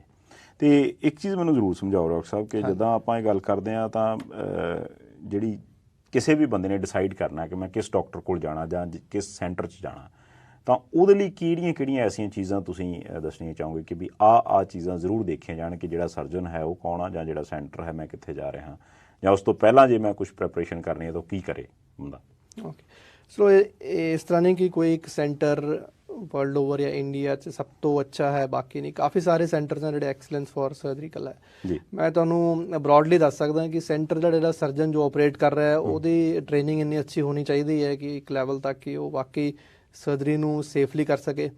ਨੌਲੇਜ ਦੇ ਹਿਸਾਬ ਨਾਲ ਐਗਜ਼ੈਕਟ ਕੀ ਪ੍ਰੋਸੀਜਰ ਕਰਨਾ ਹੈ ਉਹ ਤੁਹਾਨੂੰ ਐਕਸਪਲੇਨ ਕਰ ਸਕੇ ਤਾਂ ਕਿ ਤੁਹਾਡੀ ਬੈਸਟ ਚਾਂਸ ਹੋਵੇ। ਅਸੀਂ ਚਾਹੁੰਦੇ ਹਾਂ ਕਿ ਇੱਕੋ ਵਾਰੀ ਸਰਜਰੀ ਹੋਵੇ, ਲਾਈਫ ਬਿਲਕੁਲ ਠੀਕ ਰਹੇ, ਸਿਰਫ ਮੋਟਾਪਾ ਹੀ ਨਾ ਘਟੇ, ਉਹਦੇ ਨਾਲ ਨਾਲ ਜੋ ਐਸੋਸੀਏਟਡ ਪ੍ਰੋਬਲਮਸ ਹੈ ਉਹ ਸਾਰੀਆਂ ਠੀਕ ਹੋਣ ਔਰ weight ਜਿਹੜਾ ਉਹ ਜ਼ਰੂਰਤ ਤੋਂ ਜ਼ਿਆਦਾ ਨਾ ਘਟੇ, ਜਿੰਨਾ ਸਾਨੂੰ ਚਾਹੀਦਾ ਉੱਥੇ ਆਵੇ, ਉਸ ਤੋਂ ਜ਼ਿਆਦਾ ਨਾ ਘਟੇ। ਇਹ ਵੈਸੇ ਡਾਕਟਰ ਸਾਹਿਬ ਮੈਂ ਇੱਥੇ ਪੁੱਛਣਾ ਚਾਹੂੰਗਾ, ਇਹ ਕਿਵੇਂ ਡਿਸਾਈਡ ਕੀਤਾ ਜਾਂਦਾ ਕਿ ਅਸੀਂ ਕਿੰਨਾ ਕੁ ਪੋਰਸ਼ਨ ਬਾਈਪਾਸ ਕਰਾਂਗੇ ਜਾਂ ਕਿੰਨਾ ਕੁ ਜਿਹੜਾ ਸਟਮਕ ਦਾ ਪੋਰਸ਼ਨ ਜਿਹੜਾ ਉਹ ਕੱਟਾਂਗੇ ਤਾਂ ਫਿਰ ਇੰਨਾ ਕੁ weight ਜਿਹੜਾ ਉਹ ਮੇਨਟੇਨ ਹੋਊਗਾ? ਇਹਦੀ ਕੋਈ ਪਾਰਟਿਕੂਲਰ ਟੈਕਨੀਕ ਹੈ ਜਾਂ ਕਿਵੇਂ ਡਿਸਾਈਡ ਕੀਤਾ ਜਾਂਦਾ? ਬਿਫੋਰ ਸਰਜਰੀ ਅਸੀਂ ਪੇਸ਼ੈਂਟ ਦਾ BMI ਕਿੰਨਾ ਹੈ, ਉਹਦੀ ਬੋਡੀ 'ਚ ਪ੍ਰੋਟੀਨ ਕਿੰਨੀ ਹੈ ਔਰ ਫੈਟ ਕਿੰਨਾ, ਉਹਦਾ ਐਨਾਲਿਸਿਸ, ਪਲੱਸ ਉਹਨੂੰ ਡਾਇਬਟੀਜ਼ ਕਿਸ ਤਰ੍ਹਾਂ ਦੀ, ਕਿੰਨੇ ਸਾਲ ਤੋਂ ਹੈ, ਉਹ ਇਨਸੂਲਿਨ ਲੈ ਰਿਹਾ ਕਿ ਨਹੀਂ ਲੈ ਰਿਹਾ, ਫਿਰ ਉਹਦਾ ਪੈਂਕਰੀਆਸ ਦਾ ਕਿੰਨਾ ਫੰਕਸ਼ਨ ਹੈ, ਇਹ ਸਾਰਾ ਦੇਖ ਕੇ ਇੱਕ ਲੈਵਲ ਬਿਫੋਰ ਸਰਜਰੀ ਡਿਸਾਈਡ ਹੁੰਦਾ ਕਿ ਅਸੀਂ ਇੰਨਾ ਕੁ ਬਾਈਪਾਸ ਕਰਨਾ। ਡਿਊਰਿੰਗ ਸਰਜਰੀ ਵੀ ਅਸੀਂ ਇੰਟੈਸਟਾਈਨ ਦੀ ਲੈਂਥ ਦੇਖਦੇ ਹਾਂ ਕਿ ਟੋਟਲ ਇੰਟੈਸਟਾਈਨ ਦੀ ਲੈਂਥ ਕਿੰਨੀ ਹੈ ਤਾਂ ਕਿ ਉਹਦੇ ਹਿਸਾਬ ਨਾਲ ਬਾਈਪਾਸ ਕਰੀਏ। ਇਹ ਨਾ ਹੋਏ ਕਿ ਲੈਂਥ ਛੋਟੀ ਸੀ ਅਸੀਂ ਜ਼ਿਆਦਾ ਬਾਈਪਾਸ ਕਰਤਾ ਜਾਂ ਲੈਂਥ ਬਹੁਤ ਜ਼ਿਆਦਾ ਸੀਗੀ, ਉਹਦੇ ਹਿਸਾਬ ਨਾਲ ਜਿੰਨਾ ਅਸੀਂ ਕੀਤਾ ਉਹ ਘੱਟ ਰਹਿ ਗਿਆ। ਸੋ ਸਾਰੀਆਂ ਕੈਲਕੂਲੇਸ਼ਨਸ ਕਰਕੇ ਡਿਊਰਿੰਗ ਸਰਜਰੀ ਅਸੀਂ ਛੋਟੀ ਆਂਤ ਨਾਪਦੇ ਹਾਂ ਤੇ ਉਹਨਾਂ ਬਾਈਪਾਸ ਕਰਦੇ ਹਾਂ ਜਿੰਨਾ ਪੇਸ਼ੈਂਟ ਨੂੰ ਚਾਹੀਦਾ। ਤੇ ਇਹਦੇ ਲਈ ਜੇ ਮੰਨ ਲਓ ਅੱਜ ਦੀ ਡੇਟ 'ਚ ਆਪਣੇ ਦਰਸ਼ਕ, ਕਿਉਂਕਿ ਪੂਰੀ ਦੁਨੀਆ 'ਚ ਬੈਠੇ ਦੇਖ ਰਹੇ ਆਪਾਂ ਨੂੰ, ਤੇ ਕਿਸੇ ਨੇ ਬਾਹਰੋਂ ਹੁਣ ਆਉਣਾ, ਬਾਹਰ ਵਾਲਿਆਂ ਕੋਲੇ ਤਾਂ ਅੱਗੇ ਗਿਣਤੀ ਮਿਣਤੀ ਦੇ ਦਿਨ ਹੁੰਦੇ ਆ ਤੇ ਪਤਾ ਲੱਗਿਆ ਆਪਾਂ ਗਿਣਤੀਆਂ ਮਿਣਤੀਆਂ 'ਚ ਹੀ ਲੰਘਾ ਲਈਏ ਉਹ ਜਿਹੜੀਆਂ ਛੁੱਟੀਆਂ ਨੇ, ਤਾਂ ਇਹਦਾ ਕੋਈ ਪਹਿਲਾਂ ਵੀ ਸੁਜੈਸ਼ਨ ਤੁਸੀਂ ਦੇ ਸਕਦੇ ਹੋ ਕਿ ਕਿਵੇਂ ਸੰਪਰਕ ਕਰਨ ਜਾਂ ਕੀ ਤਰੀਕਾ ਹੈ, ਕ੍ਰਾਈਟੇਰੀਆ ਕੀ ਹੈ ਕਿ ਮੈਂ ਕਿੰਨੇ ਕੁ ਦਿਨਾਂ ਲਈ ਛੁੱਟੀ ਲੈਣੀ ਪਏਗੀ ਜਾਂ ਕਿੰਨੇ ਕੁ ਦਿਨਾਂ ਲਈ ਮੈਂ ਜਾ ਕੇ ਸਾਰਾ ਪ੍ਰੋਸੀਜਰ ਕਰਾ ਸਕਦਾ? ਇਹ ਜਿਸ ਤਰ੍ਹਾਂ ਸਾਡੇ ਕੋਲ NRI ਪੇਸ਼ੈਂਟਸ ਆਉਂਦੇ, ਉਹ ਆਪਣਾ ਡੇਟਾ ਸਾਨੂੰ ਯੂਜੂਅਲੀ ਪਹਿਲਾਂ ਹੀ WhatsApp ਤੇ ਭੇਜ ਦਿੰਦੇ ਕਿ ਸਾਡਾ ਇੰਨਾ weight, ਇੰਨੀ ਹਾਈਟ, ਇਹ ਪ੍ਰੋਬਲਮ, ਸਾਰਾ ਡਿਟੇਲ। ਫਿਰ ਉਹ ਟੈਸਟ ਦੀ ਲਿਸਟ ਲੈ ਲੈਂਦੇ ਕਿ ਅਸੀਂ ਇਹ ਟੈਸਟ ਅਗਰ ਇੱਥੋਂ ਕਰਵਾ ਲਈਏ, ਆਈ ਥਿੰਕ ਉਹਨਾਂ ਨੂੰ ਡਿਸਕਾਊਂਟਡ ਜਾਂ ਫ੍ਰੀ ਰੇਟ 'ਤੇ ਉੱਥੋਂ ਹੋ ਜਾਂਦੇ। ਜਿੰਨੇ ਟੈਸਟ ਉੱਥੋਂ ਕਰਵਾ ਲੈਂਦੇ ਆ ਉਹ ਵਾਪਸ ਆ ਕੇ ਰਿਪੀਟ ਨਹੀਂ ਕਰਨੇ ਪੈਂਦੇ, ਜੋ ਅਗਰ ਕੁਛ ਰਹਿ ਗਿਆ ਉਹ ਅਸੀਂ ਇੱਥੇ ਕਰਦੇ। ਯੂਜੂਅਲੀ ਉਹ ਏਅਰਪੋਰਟ ਤੋਂ ਡਾਇਰੈਕਟਲੀ ਸਾਡੇ ਕੋਲ ਆਉਂਦੇ ਨੈਕਸਟ ਡੇ, ਸਾਰੇ ਟੈਸਟ ਕਰਕੇ ਆਪਰੇਸ਼ਨ ਹੋ ਜਾਂਦਾ, 2 ਦਿਨ ਬਾਅਦ ਡਿਸਚਾਰਜ ਹੋ ਜਾਂਦਾ। ਫਿਰ ਹਫਤੇ ਬਾਅਦ ਉਹ ਇੱਕ ਵਾਰੀ ਸਾਨੂੰ ਮਿਲਣ ਆਉਂਦੇ ਆ ਤੇ ਇੱਕ ਵਾਰੀ ਚੈੱਕਅਪ ਕਰਕੇ they can go back maybe around 10 days from surgery, ਵਾਪਸ ਚਲੇ ਜਾਂਦੇ। ਅੱਛਾ ਜੀ। ਤੇ ਇਹਦੀਆਂ ਜੋ ਵੀ ਸਾਈਡ ਇਫੈਕਟ ਜਾਂ ਕੰਪਲੀਕੇਸ਼ਨਸ ਜਾਂ ਜੋ ਵੀ ਆਪਾਂ ਟੈਸਟ ਚੈੱਕਅਪਸ ਕਰਨੇ ਹੁੰਦੇ ਆ, ਉਹਦੇ ਲਈ ਕਿੰਨੇ ਦਿਨ ਆਪਾਂ ਨੂੰ ਉਹਨਾਂ ਨੂੰ ਅੰਡਰ ਆਬਜ਼ਰਵੇਸ਼ਨ ਰੱਖਣਾ ਪੈਂਦਾ? ਉਹੀ ਮੈਂ ਦੱਸ ਰਿਹਾ ਕਿ ਜਦੋਂ ਸਾਡੇ ਕੋਲ ਆਏ ਸਵੇਰੇ ਖਾਲੀ ਪੇਟ ਸਾਡੇ ਹਸਪੀਟਲ ਆਉਂਦੇ, ਸੇਮ ਡੇ ਸਾਰੇ ਟੈਸਟ ਹੋ ਜਾਂਦੇ। ਜੀ। ਨਹੀਂ, ਆਪਰੇਸ਼ਨ ਤੋਂ ਬਾਅਦ ਦੀ ਗੱਲ ਕਰਦਾ। ਆਪਰੇਸ਼ਨ ਤੋਂ ਬਾਅਦ ਸਾਡੇ ਕੋਲ ਅੱਜ ਆਪਰੇਸ਼ਨ ਹੋਇਆ, ਪਰਸੋਂ ਡਿਸਚਾਰਜ ਹੋ ਗਿਆ, ਉਸ ਤੋਂ ਇੱਕ ਹਫ਼ਤੇ ਬਾਅਦ ਇੱਕ ਵਾਰੀ ਦੁਬਾਰਾ ਆਉਂਦੇ ਦਿਖਾਉਣ ਲਈ ਕਿ ਸਾਰਾ ਜੋ ਵੀ ਸਕਿਨ ਦੇ ਉੱਤੇ ਅਗਰ ਕੋਈ ਸਟਿਚ ਹੈ ਜਾਂ ਸਕਿਨ ਦੇ ਅੰਦਰ ਸਟਿਚ ਹੈ ਉਹ ਪ੍ਰੋਪਰਲੀ ਹੀਲ ਹੋ ਗਿਆ ਕਿ ਨਹੀਂ, ਕਿਸ ਤਰ੍ਹਾਂ ਫੀਲ ਕਰ ਰਹੇ ਹੈ, ਹਫ਼ਤੇ ਬਾਅਦ ਉਹਨਾਂ ਨੂੰ ਆਪਣੇ ਆਪ ਇੰਡੀਪੈਂਡੈਂਟ ਹੋ ਗਏ ਜਾਂ ਨਹੀਂ। ਜੀ। ਉਸ ਤੋਂ 2 ਦਿਨ ਬਾਅਦ ਵਾਪਸ ਚਲੇ ਜਾਂਦੇ ਕੈਨੇਡਾ। ਫਿਰ ਉਹ ਸਾਡੇ ਨਾਲ WhatsApp ਤੇ ਫੀਡਬੈਕ ਦਿੰਦੇ ਰਹਿੰਦੇ, ਹਫ਼ਤੇ ਬਾਅਦ, 15 ਦਿਨ ਬਾਅਦ, ਉਸ ਤੋਂ ਬਾਅਦ ਮਹੀਨੇ ਬਾਅਦ, 3 ਮਹੀਨੇ ਬਾਅਦ, ਇਵੈਂਚੁਅਲੀ 1 ਸਾਲ ਦੇ ਬਾਅਦ, 6 ਮਹੀਨੇ ਬਾਅਦ ਇੱਕ ਵਾਰੀ, ਉਸ ਤੋਂ ਬਾਅਦ ਸਾਲ 'ਚ ਇੱਕ ਵਾਰੀ ਸਾਨੂੰ ਅਪਡੇਟ ਕਰਦੇ ਨੇ ਕਿ ਸਭ ਠੀਕ ਚੱਲ ਰਿਹਾ ਹੈ। ਕੁਝ ਟੈਸਟ ਹੈ ਜਿਹੜੇ ਅਸੀਂ ਰਿਕਮੈਂਡ ਕਰਦੇ ਹਾਂ ਕਿ ਈਅਰਲੀ ਕਰਵਾ ਕੇ ਸਾਨੂੰ ਰਿਪੋਰਟਸ ਭੇਜ ਦਿਓ, ਉਹਦੇ ਨਾਲ ਫੋਲੋਅਪ ਹੁੰਦਾ ਰਹਿੰਦਾ। ਅੱਛਾ, ਇੱਕ ਹਰਪ੍ਰੀਤ ਜੀ ਵੈਨਕੂਵਰ ਤੋਂ ਪੁੱਛ ਰਹੇ ਨੇ, ਉਹ ਕਹਿੰਦੇ ਕਿ ਉਹਨਾਂ ਦੀ ਕਹਿ ਲਓ ਕਿ ਵੀ ਪ੍ਰੋਬਲਮ ਹੈ ਕਿ ਵੀ ਇਹ ਦੱਸਿਆ ਜਾਵੇ ਕਿ ਵੀ ਓਬੀਸ ਤੇ ਉਹ ਜਿਹੜੀ ਤੁਸੀਂ BMI ਵਾਲੀ ਗੱਲ ਦੱਸ ਰਹੇ ਸੀ, ਮੇਰਾ ਖਿਆਲ ਇੱਕ ਵਾਰ ਫਿਰ ਦੱਸ ਦਿਓ, ਸ਼ਾਇਦ ਆਪਣੇ ਨਾਲ ਬਾਅਦ 'ਚ ਜੁੜੇ ਨੇ, ਇੱਕ ਵਾਰ ਉਹ ਤਰੀਕਾ ਫਿਰ ਦੱਸ ਦਿਓ ਕਿ BMI ਕੈਲਕੂਲੇਸ਼ਨ। ਉਹ ਕੈਲਕੂਲੇਸ਼ਨ ਲਈ ਬੜਾ ਸਿੰਪਲ ਹੈ, ਤੁਸੀਂ ਆਪਣੇ ਮੋਬਾਈਲ ਤੇ ਐਪ ਡਾਊਨਲੋਡ ਕਰ ਲਓ BMI ਕੈਲਕੂਲੇਟਰ, ਉਹਦੇ 'ਚ ਆਪਣੀ ਹਾਈਟ ਔਰ weight ਐਂਟਰ ਕਰਨੀ ਹੈ ਤੇ ਤੁਹਾਨੂੰ BMI ਦੱਸ ਦੇਗਾ। ਏਸ਼ੀਅਨਸ ਲਈ, ਜਿਨ੍ਹਾਂ 'ਚ ਇੰਡੀਅਨ ਵੀ ਏਸ਼ੀਅਨਸ ਹੈ, ਉਹਨਾਂ ਲਈ ਨਾਰਮਲ ਅਪਰ ਲਿਮਿਟ BMI ਦੀ 22.5 ਹੈ। 22.5 ਤੋਂ 27.5 ਤੱਕ ਅਸੀਂ ਓਵਰਵੇਟ ਮੰਨਦੇ ਹਾਂ ਕਿ weight ਜ਼ਿਆਦਾ ਹੈ, ਲੇਕਿਨ ਇਹਨੂੰ ਅਸੀਂ ਸਿੰਪਲ ਮੈਥਡਸ ਨਾਲ ਘਟਾ ਸਕਦੇ ਹਾਂ। 27.5 ਤੋਂ 32.5 ਤੱਕ ਓਬੇਸਿਟੀ ਗ੍ਰੇਡ 1, ਜਿਹੜਾ ਹੁਣ weight ਕਾਫੀ ਜ਼ਿਆਦਾ ਹੈ, ਬਿਮਾਰੀ ਬਣ ਗਈ ਓਬੇਸਿਟੀ, ਇਹਨੂੰ ਅਗਰੈਸਿਵਲੀ ਘਟਾਓ। ਔਰ ਅਗਰ 32.5 ਤੋਂ ਜ਼ਿਆਦਾ ਹੋ ਗਿਆ ਫਿਰ ਤੁਹਾਨੂੰ ਸਾਡੇ ਵਰਗੇ ਕਿਸੇ ਸੈਂਟਰ 'ਚ ਜਾਣਾ ਚਾਹੀਦਾ, ਵੈਲੂਏਸ਼ਨ ਕਰਾਓ, ਦੇਖੋ ਕਿ ਹੋਰ ਕੋਈ ਪ੍ਰੋਬਲਮ ਤਾਂ ਨਹੀਂ ਹੋਗੀ ਨਾਲ। ਔਰ ਅਗਰ ਉਹ ਬੈਰੀਏਟ੍ਰਿਕ ਸਰਜਰੀ ਦੀ ਇੰਡੀਕੇਸ਼ਨ ਬਣਦੀ ਹੈ ਔਰ ਅਗਰ ਤੁਸੀਂ ਦੂਸਰੇ ਮੈਥਡਸ ਨਾਲ weight ਨਹੀਂ ਘਟਾ ਪਾ ਰਹੇ ਫਿਰ ਸਰਜਰੀ ਕਰਾ ਲੈਣੀ ਚਾਹੀਦੀ ਹੈ। ਬਿਲਕੁਲ ਸਹੀ ਗੱਲ। ਅੱਛਾ ਡਾਕਟਰ ਸਾਹਿਬ, ਇੱਕ ਗੁਰਵਿੰਦਰ ਸਿੰਘ ਜੀ ਪੁੱਛਣਾ ਚਾਹੁੰਦੇ, ਉਹ ਕਹਿੰਦੇ ਕਿ ਉਹਨਾਂ ਦੀ ਸਿਸਟਰ ਹੈ, ਉਹਦਾ 80 ਕਿਲੋ ਭਾਰ ਹੈ ਤੇ 5 ਫੁੱਟ 1 ਇੰਚ ਉਹਨਾਂ ਦੀ ਹਾਈਟ ਹੈ, ਤੇ ਕੀ ਉਹ ਮੋਟਾਪੇ ਦਾ ਸ਼ਿਕਾਰ ਨੇ? BMI ਕੈਲਕੂਲੇਟ ਕਰਨਾ ਪਏਗਾ। ਅੱਛਾ ਜੀ, ਅੰਦਾਜ਼ਾ ਵੈਸੇ ਨਹੀਂ ਪਤਾ ਲੱਗ ਸਕਦਾ ਜੀ ਵੀ, ਕਿਉਂਕਿ 5 ਫੁੱਟ 1 ਇੰਚ ਹਾਈਟ ਤੇ ਜੇ ਉਹਨਾਂ ਦਾ 80 ਕਿਲੋ ਭਾਰ ਆ ਤਾਂ ਮੇਰਾ ਖਿਆਲ ਇੱਕ ਲੇਡੀ weight ਜ਼ਿਆਦਾ ਹੀ ਹੈ। ਹਾਂਜੀ, ਕਿੰਨੀ ਏਜ ਦੱਸੀ ਇਹਨਾਂ ਨੇ? ਏਜ ਨਹੀਂ ਲਿਖੀ ਜੀ। ਕੋਈ ਹੋਰ ਪ੍ਰੋਬਲਮ ਵੀ ਨਹੀਂ ਲਿਖੀ। ਜੇ ਕੋਈ ਹੋਰ ਪ੍ਰੋਬਲਮ ਹੈ ਤਾਂ ਤੁਹਾਨੂੰ ਤੁਸੀਂ ਥੋੜਾ ਜਿਹਾ ਚੀਜ਼ਾਂ ਡਿਟੇਲ 'ਚ ਦੱਸ ਦਿਓ। ਇਹਨਾਂ ਨੂੰ ਮੈਂ ਇਹ ਕਹਾਂਗਾ ਕਿ BMI ਕੈਲਕੂਲੇਟ ਕਰ ਲਓ, ਆਈ ਥਿੰਕ ਅਰਾਊਂਡ 32 ਦੇ ਅਰਾਊਂਡ ਤਾਂ ਬਣੇਗਾ ਹੀ। ਅਗਰ ਨਾਲ ਕੋਈ ਮੋਟਾਪੇ ਨਾਲ ਐਸੋਸੀਏਟਡ ਪ੍ਰੋਬਲਮ ਹੈ, ਜਿਸ ਤਰ੍ਹਾਂ sugar, BP, cholesterol, joint pains ਜਾਂ ਕੋਈ ਹੋਰ, ਔਰ ਅਦ ਵੇਟ ਨਹੀਂ ਘਟਾ ਪਾ ਰਹੇ, ਫਿਰ ਇਹ ਸਰਜਰੀ ਬਾਰੇ ਸੋਚ ਸਕਦੇ। ਇਸ ਤੋਂ ਜ਼ਿਆਦਾ BMI ਬਣਦਾ ਮੈਨੇ। ਅੱਛਾ, ਇੱਕ ਲੋਮਨਾ ਕੈਨੇਡਾ ਤੋਂ ਸਵਾਲ ਹੈ ਜੀ ਹਰਜੀਤ ਜੀ ਦਾ। ਉਹ ਪੁੱਛਣਾ ਚਾਹੁੰਦੇ ਆ ਕਿ ਪ੍ਰੈਗਨੈਂਸੀ ਤੋਂ ਬਾਅਦ ਕਹਿੰਦੇ ਕਿ ਵੇਟ ਲਾਸ ਨਹੀਂ ਹੋ ਰਿਹਾ, ਮੋਟਾਪਾ ਹੈ, 5 ਫੁੱਟ 3 ਇੰਚ ਉਹਨਾਂ ਦੀ ਹਾਈਟ ਹੈ, 35 ਸਾਲ ਉਹਨਾਂ ਦੀ ਉਮਰ ਹੈ ਤੇ ਨੀਅਰ ਅਬਾਊਟ 90 ਕਿਲੋ ਭਾਰ, 89 kgs ਉਹਨਾਂ ਨੇ ਲਿਖਿਆ। ਇਹ ਫੀਮੇਲਸ 'ਚ ਪ੍ਰੋਬੇਬਲੀ ਮੋਸਟ ਕਾਮਨ ਕਾਜ਼ ਜੋ ਸਾਡੀ ਪ੍ਰੈਕਟਿਸ ਦੇਖਣ ਨੂੰ ਮਿਲਦਾ ਇਹੀ ਹੈ ਕਿ ਪ੍ਰੈਗਨੈਂਸੀ ਤੋਂ ਬਾਅਦ ਵੇਟ ਵਧਿਆ ਔਰ ਉਹ ਕਦੀ ਘਟਿਆ ਨਹੀਂ। ਮੈਂ ਪਹਿਲਾਂ ਵੀ ਦੱਸਿਆ। ਸੋ ਅਗਰ ਉਹਨਾਂ ਦਾ ਬੇਰੀਟ੍ਰਿਕ ਸਰਜਰੀ 'ਚ ਰੇਂਜ 'ਚ ਫਾਲ ਕਰਦਾ, BMI 32.5 ਤੋਂ ਜ਼ਿਆਦਾ ਹੈ ਪਲੱਸ ਐਸੋਸੀਏਟਡ ਕੋਮੋਰਬਿਡਿਟੀ ਜਾਂ 37.5 ਤੋਂ ਜ਼ਿਆਦਾ ਹੈ, ਤਾਂ ਫਿਰ ਵੇਟ ਨਹੀਂ ਘਟ ਰਿਹਾ ਤਾਂ ਸਰਜਰੀ ਨਾਲ ਡੈਫੀਨੇਟਲੀ ਘਟੇਗਾ। ਔਰ ਯੰਗ ਏਜ ਇਹਨਾਂ ਦੇ ਰਿਜ਼ਲਟ ਹੋਰ ਵੀ ਅੱਛੇ, ਕਿਉਂਕਿ ਪੇਸ਼ੈਂਟ ਐਕਟਿਵ ਹੁੰਦੇ ਆ, ਉਹ ਦੇ ਕੈਨ ਮੂਵ ਅਰਾਊਂਡ, ਆਪਣੀ ਵਾਕ ਵਗੈਰਾ ਅੱਛੀ ਕਰ ਲੈਂਦੇ, ਉਹਨਾਂ ਨੂੰ ਡਾਈਟ ਲੈਣ 'ਚ ਕੋਈ ਦਿੱਕਤ ਨਹੀਂ ਆਉਂਦੀ। ਸੋ ਅਗਰ ਇਹਨਾਂ ਦੀ ਸਾਡੀ ਕੈਟੇਗਰੀ ਦੇ ਹਿਸਾਬ ਨਾਲ ਫਾਲ ਕਰਦਾ ਤਾਂ ਕਰਾ ਲੈਣਾ ਚਾਹੀਦਾ। ਈਵਨ ਇਹ ਇੱਕ ਬੜਾ ਕਾਮਨ ਕੁਐਸਚਨ ਹੈ ਕਿ ਹਾਲੇ ਅਗਰ ਪ੍ਰੈਗਨੈਂਸੀ ਹੋਣੀ ਹੈ, ਕੋਈ ਅਨਮੈਰਿਡ ਹੈ ਜਾਂ ਹਾਲੇ ਨਿਊਲੀ ਮੈਰਿਡ ਹੈ, ਪ੍ਰੈਗਨੈਂਸੀ ਹੋਣੀ ਹੈ, ਫਿਰ ਕਰਾਉਣਾ ਚਾਹੀਦਾ ਕਿ ਨਹੀਂ ਕਰਾਉਣਾ ਚਾਹੀਦਾ। ਇਹ ਵੀ ਰਿਸਰਚ ਵੈਲ ਪ੍ਰੂਵਨ ਹੈ ਕਿ ਮੋਟਾਪੇ ਨਾਲ ਇਨਫਰਟੀਲਿਟੀ ਹੋ ਜਾਂਦੀ ਕੁਝ ਪੇਸ਼ੈਂਟਸ ਨੂੰ, ਕਿ ਬੱਚਾ ਨਹੀਂ ਹੋ ਰਿਹਾ। ਫੀਮੇਲਸ 'ਚ PCOS ਇੱਕ ਡਿਜ਼ੀਜ਼ ਹੈ, PCOS ਵੀ ਕਹਿੰਦੇ, PCOD ਵੀ ਕਹਿੰਦੇ, ਪੋਲੀਸਿਸਟਿਕ ਓਵੇਰੀਅਨ ਸਿੰਡਰੋਮ ਜਾਂ ਪੋਲੀਸਿਸਟਿਕ ਓਵੇਰੀਅਨ ਡਿਜ਼ੀਜ਼, ਉਹ ਮੋਟਾਪੇ ਨਾਲ ਐਸੋਸੀਏਟਡ ਹੈ। ਔਰ ਉਹ ਲੋਕ ਅਗਰ ਸਰਜਰੀ ਕਰਾਉਂਦੇ ਆ ਤਾਂ 100% PCOS ਠੀਕ ਹੋ ਜਾਂਦੇ। ਕੋਈ ਐਸੀ ਬਿਮਾਰੀ ਜਿਸ 'ਚ 100% ਰਿਜ਼ਲਟ ਹੈ ਇਹਦਾ ਕਿ ਠੀਕ ਹੋ ਜਾਂਦੀ, ਐਂਡ ਦੈਨ ਯੂਜੂਅਲੀ ਅਗਰ ਇਹੀ ਕਾਰਨ ਹੈ ਤਾਂ ਉਸ ਤੋਂ ਬਾਅਦ ਪ੍ਰੈਗਨੈਂਟ ਵੀ ਹੋ ਜਾਂਦਾ। ਔਰ ਸਲੀਵ ਨਾਲ ਯੂਜੂਅਲੀ ਉਹਨਾਂ ਨੂੰ ਕੋਈ ਡੈਫੀਸ਼ੀਐਂਸੀ ਨਹੀਂ ਹੁੰਦੀ, ਪ੍ਰੈਗਨੈਂਸੀ ਅੱਛੀ ਚੱਲਦੀ ਹੈ। ਰਾਦਰ ਜਿਨ੍ਹਾਂ ਦਾ ਵੇਟ ਜ਼ਿਆਦਾ ਹੈ ਉਹ ਅਗਰ ਫੀਮੇਲਸ ਪ੍ਰੈਗਨੈਂਟ ਹੁੰਦੀਆਂ ਤਾਂ ਪ੍ਰੈਗਨੈਂਸੀ 'ਚ ਕੰਪਲੀਕੇਸ਼ਨ ਹੋਣ ਦੇ ਚਾਂਸਸ ਜ਼ਿਆਦਾ ਹੈ, ਬਿਕੋਜ਼ ਓਬੇਸਿਟੀ 'ਚ ਬੱਚੇ ਨੂੰ ਕਾਫੀ ਸਾਰੀਆਂ ਪ੍ਰੋਬਲਮਸ ਆ ਸਕਦੀਆਂ। ਸੋ ਅਗਰ ਪਹਿਲਾਂ ਵੀ ਉਹ ਕਰਵਾ ਲੈਂਦੇ ਆ ਤਾਂ ਵੀ ਇਹ 'ਚ ਕੋਈ ਮਾੜੀ ਗੱਲ ਨਹੀਂ।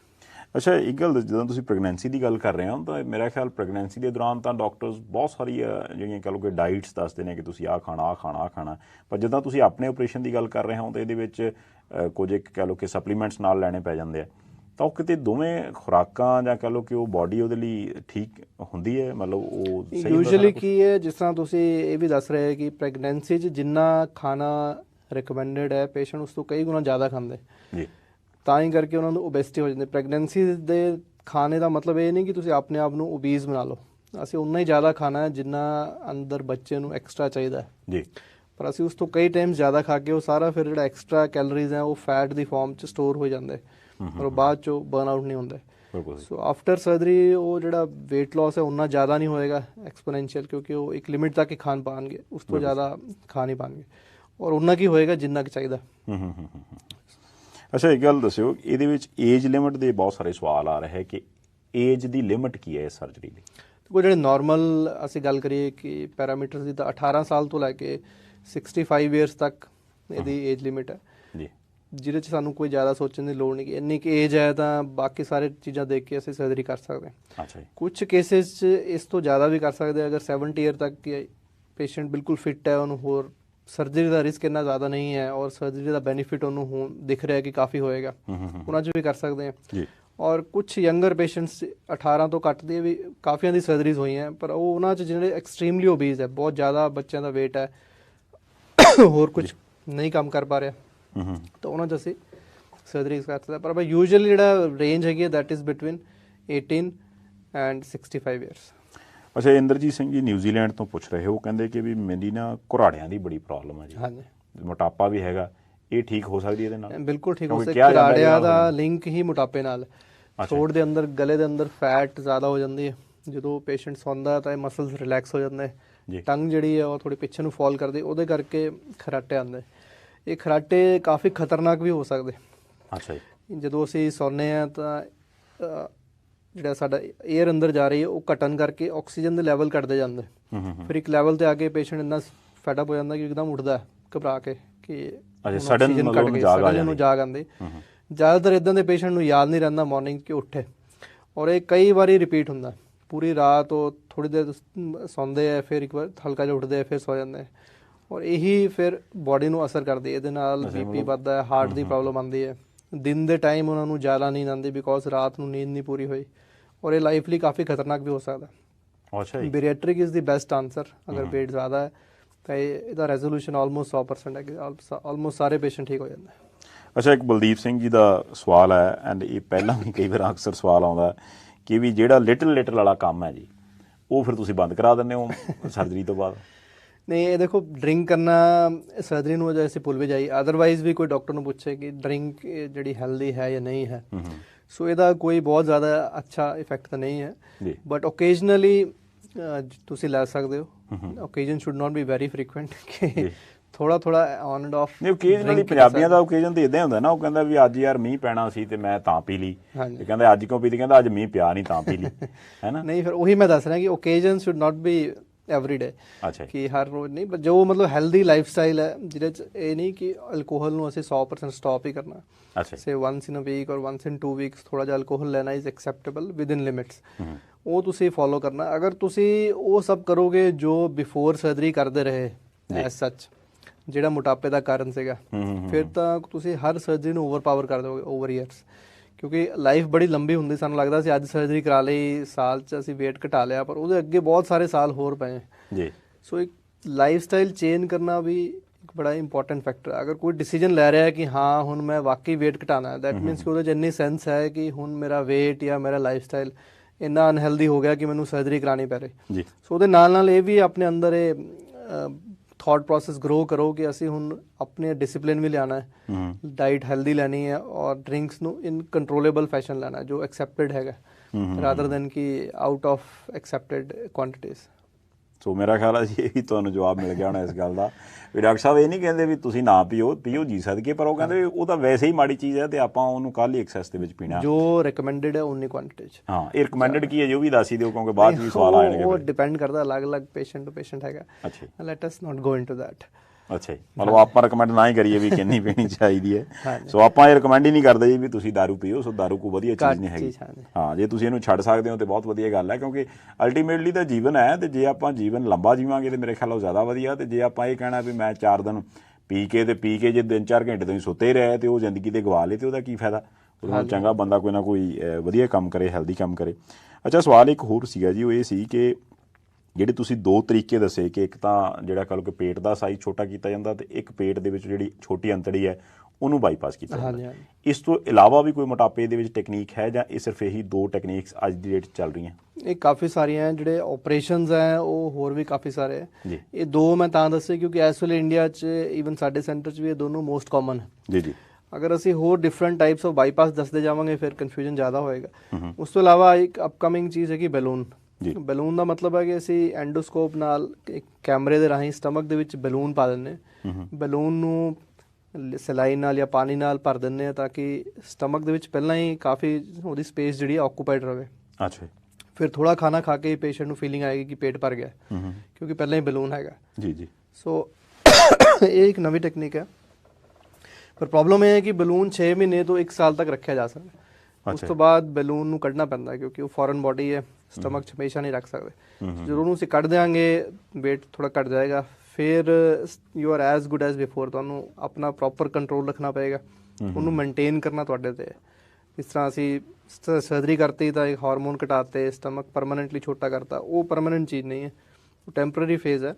ਯੂਜੂਅਲੀ ਅਸੀਂ ਮੰਨਦੇ ਉਹ ਪੇਸ਼ੈਂਟ ਜਿਨ੍ਹਾਂ ਦਾ weight ਬਹੁਤ ਜ਼ਿਆਦਾ ਨਹੀਂ ਹੈ, ਸਪੋਜ਼ BMI 32 ਤੋਂ ਘੱਟ ਹੈ, ਬੀਰੀਐਟ੍ਰਿਕ ਸਰਜਰੀ ਦੇ ਕੈਂਡੀਡੇਟ ਨਹੀਂ ਹੈ, ਪਰ ਉਹ ਅਦਰਵਾਈਜ਼ weight ਨਹੀਂ ਘਟਾ ਪਾ ਰਹੇ, ਉਹ ਬੈਲੂਨ ਡਲਵਾ ਸਕਦੇ ਟੈਂਪਰੇਰੀਲੀ। ਜਾਂ ਫਿਰ ਪੇਸ਼ੈਂਟ ਨੂੰ weight ਇੰਨਾ ਜ਼ਿਆਦਾ ਹੈ ਜਾਂ ਉਹਨੂੰ ਪ੍ਰੋਬਲਮਸ ਇੰਨੀਆਂ ਜ਼ਿਆਦਾ, ਸ਼ੂਗਰ ਇੰਨੀ ਅਨਕੰਟਰੋਲਡ ਹੈ ਕਿ ਉਹਦੀ ਬੀਰੀਐਟ੍ਰਿਕ ਸਰਜਰੀ ਕਾਫੀ ਰਿਸਕੀ ਹੈ। ਉਹਦੇ 'ਚ ਅਸੀਂ ਬੈਲੂਨ ਪਾ ਕੇ ਪਹਿਲਾਂ ਥੋੜਾ weight ਘਟਾ ਲਈਏ, ਉਹਨੂੰ ਕੰਟਰੋਲ ਕਰ ਲਈਏ, ਫਿਰ ਸਰਜਰੀ ਕਰੀਏ ਤਾਂ ਕਿ ਸੇਫ ਹੋ ਜਾਏ। ਸੋ ਇਹਨਾਂ ਨੂੰ ਕਾਈਂਡ ਆਫ ਬ੍ਰਿਜਿੰਗ ਕਹਿੰਦੇ, ਕਿ ਤੁਸੀਂ ਬਿਟਵੀਨ ਸਰਜਰੀ ਐਂਡ ਜਿਹੜਾ ਪੇਸ਼ੈਂਟ ਦੀ ਕੰਡੀਸ਼ਨ ਉਹਦੇ ਵਿੱਚ ਬੈਲੂਨ ਪਾ ਕੇ ਬ੍ਰਿਜ ਕਰ ਲਓ, ਉਹਨੂੰ ਉਨਾ ਕੁ ਕਰ ਲਓ ਕਿ ਜਾਂ ਤਾਂ ਸਰਜਰੀ ਤਿਆਰ ਹੋ ਜਾਏ, ਜਾਂ ਉਹਦਾ weight ਹੈ ਹੀ ਨਹੀਂ ਇੰਨਾ ਜ਼ਿਆਦਾ ਕਿ ਬੈਲੂਨ ਨਾਲ ਹੀ ਉਹਦਾ ਥੋੜਾ weight ਘੱਟ ਜਾਏ, ਔਰ ਇੰਨਾ ਕਮਿਟਡ ਹੋਏ ਕਿ ਉਹ ਆਪਣੀ ਬਚੀ ਜ਼ਿੰਦਗੀ ਨੂੰ ਇੱਦਾਂ ਜੀਏ ਕਿ ਉਹ ਮੇਨਟੇਨ ਕਰ ਲਏ। ਅੱਛਾ, ਇਹ ਸਵਾਲ ਬਹੁਤ ਸਾਰੇ ਆ ਰਹੇ ਨੇ ਜੀ, ਮੈਂ ਦੱਸ ਦਿਆਂ। ਡਾਕਟਰ ਜਸਮੀਤ ਸਿੰਘ ਆਹਲੂਵਾਲੀਆ ਨੇ ਜੀ ਇਸ ਵਕਤ ਮੇਰੇ ਨਾਲ, ਇਹ ਲਾਜਵੰਤੀ ਹਸਪੀਟਲ ਜਲੰਧਰ ਬੈਠਦੇ ਨੇ। ਐਂਡ ਤੁਸੀਂ ਇਹਨਾਂ ਦਾ ਜੇ ਕੰਟੈਕਟ ਨੰਬਰ ਲੈਣਾ ਚਾਹੋ ਤਾਂ ਉਹ ਹੈ ਇੰਡੀਆ ਦਾ 9889 9889 ਇਸ ਨੰਬਰ ਦੇ ਉੱਪਰ ਤੁਸੀਂ ਇਸ ਹੈਲਪਲਾਈਨ ਨੰਬਰ ਦੇ ਉੱਪਰ ਫ਼ੋਨ ਕਰਕੇ ਤੇ ਇਹਨਾਂ ਦੇ ਨਾਲ ਕੰਟੈਕਟ ਕਰ ਸਕਦੇ ਹੋ ਜਾਂ ਇਨਫੋਰਮੇਸ਼ਨ ਲੈ ਸਕਦੇ ਹੋ। ਯਾਨੀ ਕਿ 98 899 ਤੇ 58 899 ਪੰਜਾਬੀ 'ਚ ਵੀ ਮੈਂ ਦੱਸ ਦਿੱਤਾ। ਡਾਕਟਰ ਜਸਮੀਤ ਆਹਲੂਵਾਲੀਆ ਇਹਨਾਂ ਦਾ ਨਾਮ ਹੈ। ਡਾਕਟਰ ਸਾਹਿਬ ਇੱਕ ਚੀਜ਼ ਦੱਸਿਓ ਕਿ ਵੀ ਇੱਕ ਸਵਾਲ ਮੇਰਾ ਖਿਆਲ ਫਿਲਮਾਂ ਨਾਲ ਰਿਲੇਟਡ ਵੀ ਆ ਗਿਆ। ਉਹ ਕਹਿੰਦੇ ਵੀ ਜੇ ਜਿਹੜੇ ਫਿਲਮੀ ਕਲਾਕਾਰ ਹੁੰਦੇ ਆ ਇਹ ਕਿਵੇਂ ਕਰ ਲੈਂਦੇ ਆ ਫਿਰ 3 ਕੁ ਮਹੀਨਿਆਂ ਬਾਅਦ ਕਹਿੰਦੇ 20 ਕਿਲੋ ਵਧਾ ਲਿਆ ਤੇ 2 ਕੁ ਮਹੀਨਿਆਂ ਬਾਅਦ 20 ਕਿਲੋ ਘਟਾ ਲਿਆ, ਉਹ ਵੀ ਆਪਰੇਸ਼ਨ ਕਰਾਉਂਦੇ ਜਾਂ ਕੋਈ ਹੋਰ ਟੈਕਨੀਕ ਹੁੰਦੀ ਹੈ? ਨਹੀਂ, ਸਾਰੇ ਤਾਂ ਨਹੀਂ, ਇਹਨਾਂ 'ਚੋਂ ਅਕਸਰ ਆਪਾਂ ਦੇਖਦੇ ਹਾਂ ਕਿ ਰੋਲ ਦੇ ਹਿਸਾਬ ਨਾਲ ਉਹ ਭਾਰ ਵਧਾ ਘਟਾ ਲੈਂਦੇ ਆ। ਉਹ ਇੰਨਾ ਸੌਖਾ ਕਿਵੇਂ ਜੇ ਆਮ ਬੰਦੇ ਲਈ ਸੌਖਾ ਨਹੀਂ? ਸੌਖਾ ਨਹੀਂ, ਤੁਹਾਨੂੰ ਲੱਗਦਾ ਸੌਖਾ? ਅੱਛਾ ਜੀ। ਉਹਦੇ ਪਿੱਛੇ ਕਾਫੀ ਇੰਟੈਂਸਿਵ ਵਰਕਆਊਟ ਹੈ ਜਿਹੜਾ ਨਾਰਮਲ ਜ਼ਿਆਦਾਤਰ ਲੋਕਾਂ ਲਈ ਪੋਸੀਬਲ ਨਹੀਂ ਹੁੰਦਾ। ਅੱਛਾ। ਕਿਉਂਕਿ ਜਿਹੜੇ ਫਿਲਮ ਸਟਾਰ ਨੇ, ਸਪੋਜ਼ ਆਮਿਰ ਖਾਨ ਹੈ, ਉਹਨਾਂ ਦਾ ਫੁੱਲ ਟਾਈਮ ਜੌਬ ਹੀ ਇਹ ਹੈ ਕਿ ਅਸੀਂ ਮੂਵੀ ਬਣਾਉਣੀ ਔਰ ਕਰੈਕਟਰ 'ਚ ਫਿੱਟ ਹੋਣਾ। ਸੋ ਸਵੇਰ ਤੋਂ ਸ਼ਾਮ ਤੱਕ ਉਹ ਇਸੇ ਕੰਮ 'ਚ ਹੀ ਲੱਗਦੇ, ਉਹਨੂੰ ਦੂਸਰਾ ਕੰਮ ਨਹੀਂ। ਸਾਡੇ ਬਾਕੀ ਲੋਕਾਂ ਲਈ ਇਹ ਵੇਟ ਵਧਾਉਣਾ ਜਾਂ ਘਟਾਉਣਾ ਇਹ ਸਾਡਾ ਇੱਕ ਕਹਿ ਲਓ ਪਾਰਟ ਟਾਈਮ ਜੌਬ ਹੈ ਜੀ, ਇਹ other part of the life ਹੈ। ਸੋ ਇਹ ਇੰਨਾ ਈਜ਼ੀ ਨਹੀਂ ਹੁੰਦਾ। ਉਹਨਾਂ ਕੋਲ ਸਪੈਸ਼ਲਾਈਜ਼ਡ ਡਾਈਟ ਜਾਂ ਟ੍ਰੇਨਰ ਹੈ ਔਰ ਇਹਦੇ work very hard over months, ਫਿਰ ਉਹ ਘਟਾਉਂਦੇ ਵਧਾਉਂਦੇ। ਅਗਰ ਤੁਸੀਂ ਫਿਲਮ ਸਟਾਰਸ ਵੀ ਦੇਖੋ, ਕੁਛ ਐਸੇ ਸਟਾਰਸ ਹੈ ਜਿਹੜੇ ਪਹਿਲਾਂ ਕਾਫੀ ਓਬੀਜ਼ ਸੀਗੇ, ਆਈ ਡੋਂਟ ਵਾਂਟ ਟੂ ਨੇਮ, ਪਰ ਹੁਣ ਉਹਨਾਂ ਨੇ ਵੇਟ ਘਟਾਇਆ ਪਰ ਉਹ ਫਿਰ ਵੀ ਬੜੀ ਜਲਦੀ ਉਹਨਾਂ ਦਾ ਵੇਟ ਪੁਟ ਆਨ ਹੋ ਜਾਂਦਾ। ਮੈਂ ਆਪ ਕਈ ਫਿਲਮ ਸਟਾਰ ਦੇਖੇ ਜਿਹੜੇ ਕੁਛ ਮੂਵੀਜ਼ 'ਚ ਬੜੇ ਥਿਨ ਲੱਗ ਰਹੇ ਸੀ ਤੇ over time again they are putting on weight. ਜੀ ਜੀ। ਸੋ ਇਹ ਅਗਰ ਤੁਹਾਨੂੰ ਲੱਗਦਾ ਕਿਸੇ ਨੂੰ ਕਿ ਈਜ਼ੀ ਹੈ ਤਾਂ ਕਰਕੇ ਦੇਖੋ, ਤੁਸੀਂ ਅਪਲਾਈ ਕਰੋ and then if you can lose 20 kgs, ਤੁਹਾਨੂੰ ਸਰਜਰੀ ਕਰਾਉਣ ਦੀ ਲੋੜ ਹੀ ਨਹੀਂ। ਬਿਲਕੁਲ ਸਹੀ ਹੈ। ਅੱਛਾ ਡਾਕਟਰ ਸਾਹਿਬ, ਇੱਕ ਸਵਾਲ ਇਹ ਵੀ ਆ ਰਿਹਾ ਕਿ ਵੀ ਜੇ ਕੋਈ ਮੰਨ ਲਓ ਪੇਸ਼ੈਂਟ ਹੈ ਇੱਥੇ, ਤਾਂ ਉਹ ਅੱਜ ਕੱਲ੍ਹ ਮੋਸਟਲੀ ਤੁਹਾਨੂੰ ਪਤਾ ਜੇ NRIs ਆਪਾਂ ਪਹਿਲਾਂ ਦੀ ਗੱਲ ਕਰੀਏ ਤਾਂ ਉਹਨਾਂ ਨੇ ਤਾਂ ਅੱਜ ਕੱਲ੍ਹ ਇੱਥੋਂ ਉਹਨਾਂ ਦੇ ਰਿਸ਼ਤੇਦਾਰ ਪਰਿਵਾਰ ਸਾਰਾ ਕੁਛ ਬਾਹਰ ਹੀ ਚਲਾ ਗਿਆ ਅਤੇ ਇੱਧਰ ਜੇ ਆਉਣ ਵੀ ਤਾਂ ਉਹ ਹੋਟਲਸ ਦੇ ਵਿੱਚ ਰਹਿਣਾ ਹੁੰਦਾ ਉਹਨਾਂ ਨੇ, ਤਾਂ ਉਹਨਾਂ ਦੇ ਲਈ ਤੁਸੀਂ ਆਪਣੇ ਸੈਂਟਰ ਵੱਲੋਂ ਵੀ ਕੋਈ ਨਾ ਕੋਈ ਪ੍ਰੋਵਾਈਡ ਕਰ ਦਿੰਦੇ ਹੋ ਕਿ ਜੇ ਕਿਸੇ ਨੂੰ ਇੱਧਰ ਪੰਜਾਬ ਆਉਣ 'ਚ ਕੋਈ ਆਵਾਜਾਈ ਦੇ ਵਿੱਚ ਆਉਣ ਜਾਣ 'ਚ ਜਾਂ ਸੈਂਟਰ ਪਹੁੰਚਣ 'ਚ ਇੱਥੇ ਰਹਿਣ 'ਚ ਇੱਥੋਂ ਵਾਪਸ ਜਾਣ 'ਚ ਕੋਈ ਪ੍ਰੋਬਲਮ ਹੋਵੇ ਤਾਂ ਤੁਹਾਡੇ ਸੈਂਟਰ ਵੱਲੋਂ ਕੋਈ ਹੈਲਪ ਕੀਤੀ ਜਾਂਦੀ ਹੈ? ਬਿਲਕੁਲ ਪੂਰੀ ਕੀਤੀ ਜਾਂਦੀ ਹੈ। ਉਹ ਆਉਣ ਤੋਂ ਪਹਿਲਾਂ ਸਾਡੇ ਨਾਲ ਕਨਫਰਮ ਕਰ ਦੇਣ ਕਿ ਉਹਨਾਂ ਨੂੰ ਏਅਰਪੋਰਟ ਪਿਕਅਪ ਚਾਹੀਦਾ ਹੈ ਜਾਂ ਹੋਟਲ ਬੁਕਿੰਗ ਚਾਹੀਦੀ ਹੈ, ਅਤੇ ਸਾਡਾ ਸੈਂਟਰ ਉਹ ਸਭ ਕੁਝ ਪ੍ਰੋਵਾਈਡ ਕਰ ਦਿੰਦਾ। That is not a problem. ਅੱਛਾ, ਉਹ ਮਤਲਬ ਉਹ ਜਿਹੜੀ ਇਨਫੋਰਮੇਸ਼ਨ ਹੈ ਜੀ ਉਹ ਵੀ ਤੁਹਾਨੂੰ ਪ੍ਰੋਵਾਈਡ ਕੀਤੀ ਜਾ ਸਕਦੀ ਹੈ। ਅਤੇ ਹੁਣ ਤਾਂ ਮੇਰੇ ਖਿਆਲ ਨਾਲ ਆਦਮਪੁਰ ਵਾਲਾ ਏਅਰਪੋਰਟ ਵੀ ਚੱਲ ਪਿਆ ਜੀ, ਅਤੇ ਇੱਥੋਂ ਡੇਲੀ ਫਲਾਈਟ ਵੀ ਉੱਡਦੀ ਹੈ, ਯਾਨੀ ਕਿ ਇੱਥੋਂ ਫਲਾਈਟ ਦਿੱਲੀ ਵੀ ਜਾਂਦੀ ਹੈ ਅਤੇ ਦਿੱਲੀੋਂ ਇੱਥੇ ਵਾਪਸ ਵੀ ਆਉਂਦੀ ਹੈ। ਤੁਸੀਂ ਉਹਦੇ 'ਤੇ ਵੀ ਸਵਾਰੀ ਕਰ ਸਕਦੇ ਹੋ। ਮੇਰਾ ਖਿਆਲ ਬਹੁਤ ਸਾਰੇ ਬੰਦੇ ਪਹਿਲਾਂ ਵੀ ਪੁੱਛਦੇ ਸੀ, ਚਲੋ ਅੱਜ ਵੀ ਇਸ ਪ੍ਰੋਗਰਾਮ ਦੇ ਜ਼ਰੀਏ ਮੈਂ ਇਨਫੋਰਮੇਸ਼ਨ ਦੇ ਦਿਆਂ ਕਿ ਤੁਸੀਂ ਜਲੰਧਰ ਏਅਰਪੋਰਟ ਨਹੀਂ ਲੱਭਣਾ, ਤੁਸੀਂ ਆਦਮਪੁਰ ਏਅਰਪੋਰਟ ਲੱਭਣਾ। ਐਂਡ ਸਪਾਈਸ ਜੈਟ ਇੱਕੋ ਇੱਕ ਕੰਪਨੀ ਹੈ ਜਿਹਦਾ ਅਜੇ ਫਿਲਹਾਲ ਇਹ ਹਵਾਈ ਯਾਤਰਾ ਸ਼ੁਰੂ ਹੋਈ ਹੈ। ਸੋ ਸਪਾਈਸ ਜੈਟ ਦੀ ਜਿਹੜੀ ਕਹਿ ਲਓ ਕਿ ਵੀ ਵੈਬਸਾਈਟ ਹੈ ਉਹਦੇ 'ਤੇ ਜਾ ਕੇ ਤੁਸੀਂ ਆਦਮਪੁਰ ਹਵਾਈ ਅੱਡੇ ਦਾ ਕੋਡ ਲੱਭੋਗੇ ਤਾਂ ਤੁਹਾਨੂੰ ਮੋਹਰਲਿਆਂ ਦੇ ਵਿੱਚ ਹੀ ਮਿਲ ਜਾਣਾ, ਕਿਉਂਕਿ ਜੇ ਆਪਾਂ ਉਹਨੂੰ ABC ਦੇ ਹਿਸਾਬ ਨਾਲ ਦੇਖੀਏ ਤਾਂ A ਤੋਂ ਆਦਮਪੁਰ ਪੈਂਦਾ, ਇਸ ਕਰਕੇ ਤੁਹਾਨੂੰ ਸ਼ੁਰੂ ਦੇ ਵਿੱਚ ਹੀ ਆਦਮਪੁਰ ਹਵਾਈ ਅੱਡੇ ਦਾ ਕੋਡ ਮਿਲ ਜਾਏਗਾ। ਸੋ ਤੁਸੀਂ ਉਹਦੇ ਜ਼ਰੀਏ ਵੀ ਮੇਰੇ ਖਿਆਲ ਨਾਲ ਸੌਖੇ ਆ ਸਕਦੇ ਹੋ, ਕਿਉਂਕਿ ਜੇ ਆਪਾਂ ਕਿਤੇੋਂ ਵੀ ਚੱਲੇ ਹਾਂ ਦੁਨੀਆ ਦੇ ਹਿੱਸੇ ਤੋਂ ਤਾਂ ਦਿੱਲੀ ਤੋਂ ਬਾਅਦ ਜਲੰਧਰ, ਅਤੇ ਜਲੰਧਰ 'ਚ ਹੀ ਇਹਨਾਂ ਦਾ ਉਹ ਹੌਸਪੀਟਲ ਹੈ ਜਿੱਥੇ ਆਪਾਂ ਆਪਣਾ ਸਾਰਾ ਇਲਾਜ ਕਰਵਾਉਣਾ। ਇੱਕ ਚੀਜ਼ ਡਾਕਟਰ ਸਾਹਿਬ ਕਿ ਵੀ ਕੋਈ ਚੀਜ਼ ਜਦੋਂ ਆਪਾਂ ਸਰੀਰ ਦੇ ਵਿੱਚ ਪਾਉਂਦੇ ਹਾਂ, ਚਾਹੇ ਕਹਿ ਲਓ ਕਿ ਦੂਰਬੀਨੀ ਆਪਰੇਸ਼ਨਾਂ ਦੀ ਗੱਲ ਕਰੀਏ, ਕਿੰਨਾ ਕੁ ਰਿਸਕ ਹੁੰਦਾ ਉਹਦੇ ਵਿੱਚ ਬਾਕੀ ਔਰਗਨਸ ਨੂੰ ਕਿਤੇ ਨਾ ਕਿਤੇ ਕੋਈ ਪ੍ਰੋਬਲਮ ਆਉਣ ਦਾ? ਕਿਉਂਕਿ ਆਫਟਰ ਆਲ ਤਾਂ ਸਰੀਰ ਦੇ ਵਿੱਚ ਕੁਛ ਨਾ ਕੁਛ ਜਾਣਾ ਹੀ ਹੈ। ਇਹ ਡਰ ਹੁੰਦਾ। ਮੈਨੂੰ ਇਹ ਸੀ ਕਿ ਵੀ ਆਪਾਂ ਪੁੱਛ ਲਈਏ, ਤੁਸੀਂ ਵੀ ਇਮਾਨਦਾਰੀ ਨਾਲ ਜ਼ਰੂਰ ਦੱਸੋ ਤਾਂ ਜੋ ਬੰਦੇ ਦੇ ਦਿਮਾਗ 'ਚ ਡਰ ਨਿਕਲ ਜਾਵੇ ਐਟਲੀਸਟ। ਨਹੀਂ, ਇੱਦਾਂ ਆਈ ਥਿੰਕ ਤੁਹਾਡਾ ਕੁਐਸਚਨ ਇਹ ਹੈ ਕਿ ਅਗਰ ਅਸੀਂ ਅਬਡੋਮਨ ਜਾਂ ਪੇਟ ਦੇ ਵਿੱਚ ਇੰਸਟਰੂਮੈਂਟ ਪਾ ਰਹੇ ਹਾਂ ਤਾਂ ਕੋਈ ਹੋਰ ਹਿੱਸੇ ਨੂੰ ਡੈਮੇਜ? ਹਾਂਜੀ, ਮਤਲਬ ਪਤਾ ਲੱਗੇ ਵੀ ਬੰਦਾ ਆਇਆ ਤਾਂ ਮੋਟਾਪਾ ਘਟਾਉਣ ਸੀਗਾ ਅਤੇ ਕੋਈ ਨਾ ਕੋਈ ਹੋਰ ਹੀ ਕੱਟ ਵੱਢ ਹੋ ਗਈ। ਨਹੀਂ, ਇਹ ਐਕਚੁਅਲੀ ਸਰਜਰੀਜ਼ ਦਾ ਹਰ ਸੈਂਟਰ 'ਚ ਬਹੁਤ ਜ਼ਿਆਦਾ ਅੱਜ ਕੱਲ੍ਹ ਹੁੰਦੀਆਂ, ਸਾਰੀਆਂ ਆਪਰੇਸ਼ਨ ਆਲਮੋਸਟ ਦੂਰਬੀਨਲ ਹੁੰਦੇ ਜੀ। ਜਿਸ ਤਰ੍ਹਾਂ ਪਿੱਤੇ ਦੀ ਪੱਥਰੀ ਹੈ, ਹਰਨੀਆ, ਅਪੈਂਡਿਕਸ, ਬੱਚੇ ਲਾਈਨ ਦਾ ਆਪਰੇਸ਼ਨ, ਇਹ ਸਾਰੇ ਦੂਰਬੀਨਲ ਹੁੰਦੇ। ਸੋ ਦੂਸਰੇ ਆਰਗਨ ਨੂੰ ਡੈਮੇਜ ਹੋਣ ਦਾ ਰਿਸਕ ਬਹੁਤ ਜ਼ਿਆਦਾ ਨਹੀਂ ਹੁੰਦਾ। ਇਹ ਕਹਿਣ ਦਾ ਮਤਲਬ ਇਸ ਤਰ੍ਹਾਂ ਹੈ ਕਿ ਜਿਸ ਤਰ੍ਹਾਂ ਅਗਰ ਤੁਸੀਂ ਕੈਨੇਡਾ ਤੋਂ ਇੰਡੀਆ ਆਏ ਤਾਂ ਪਲੇਨ ਕਰੈਸ਼ ਹੋ ਹੀ ਸਕਦਾ, ਪਰ ਸਟਿਲ ਵੀ ਗੋ।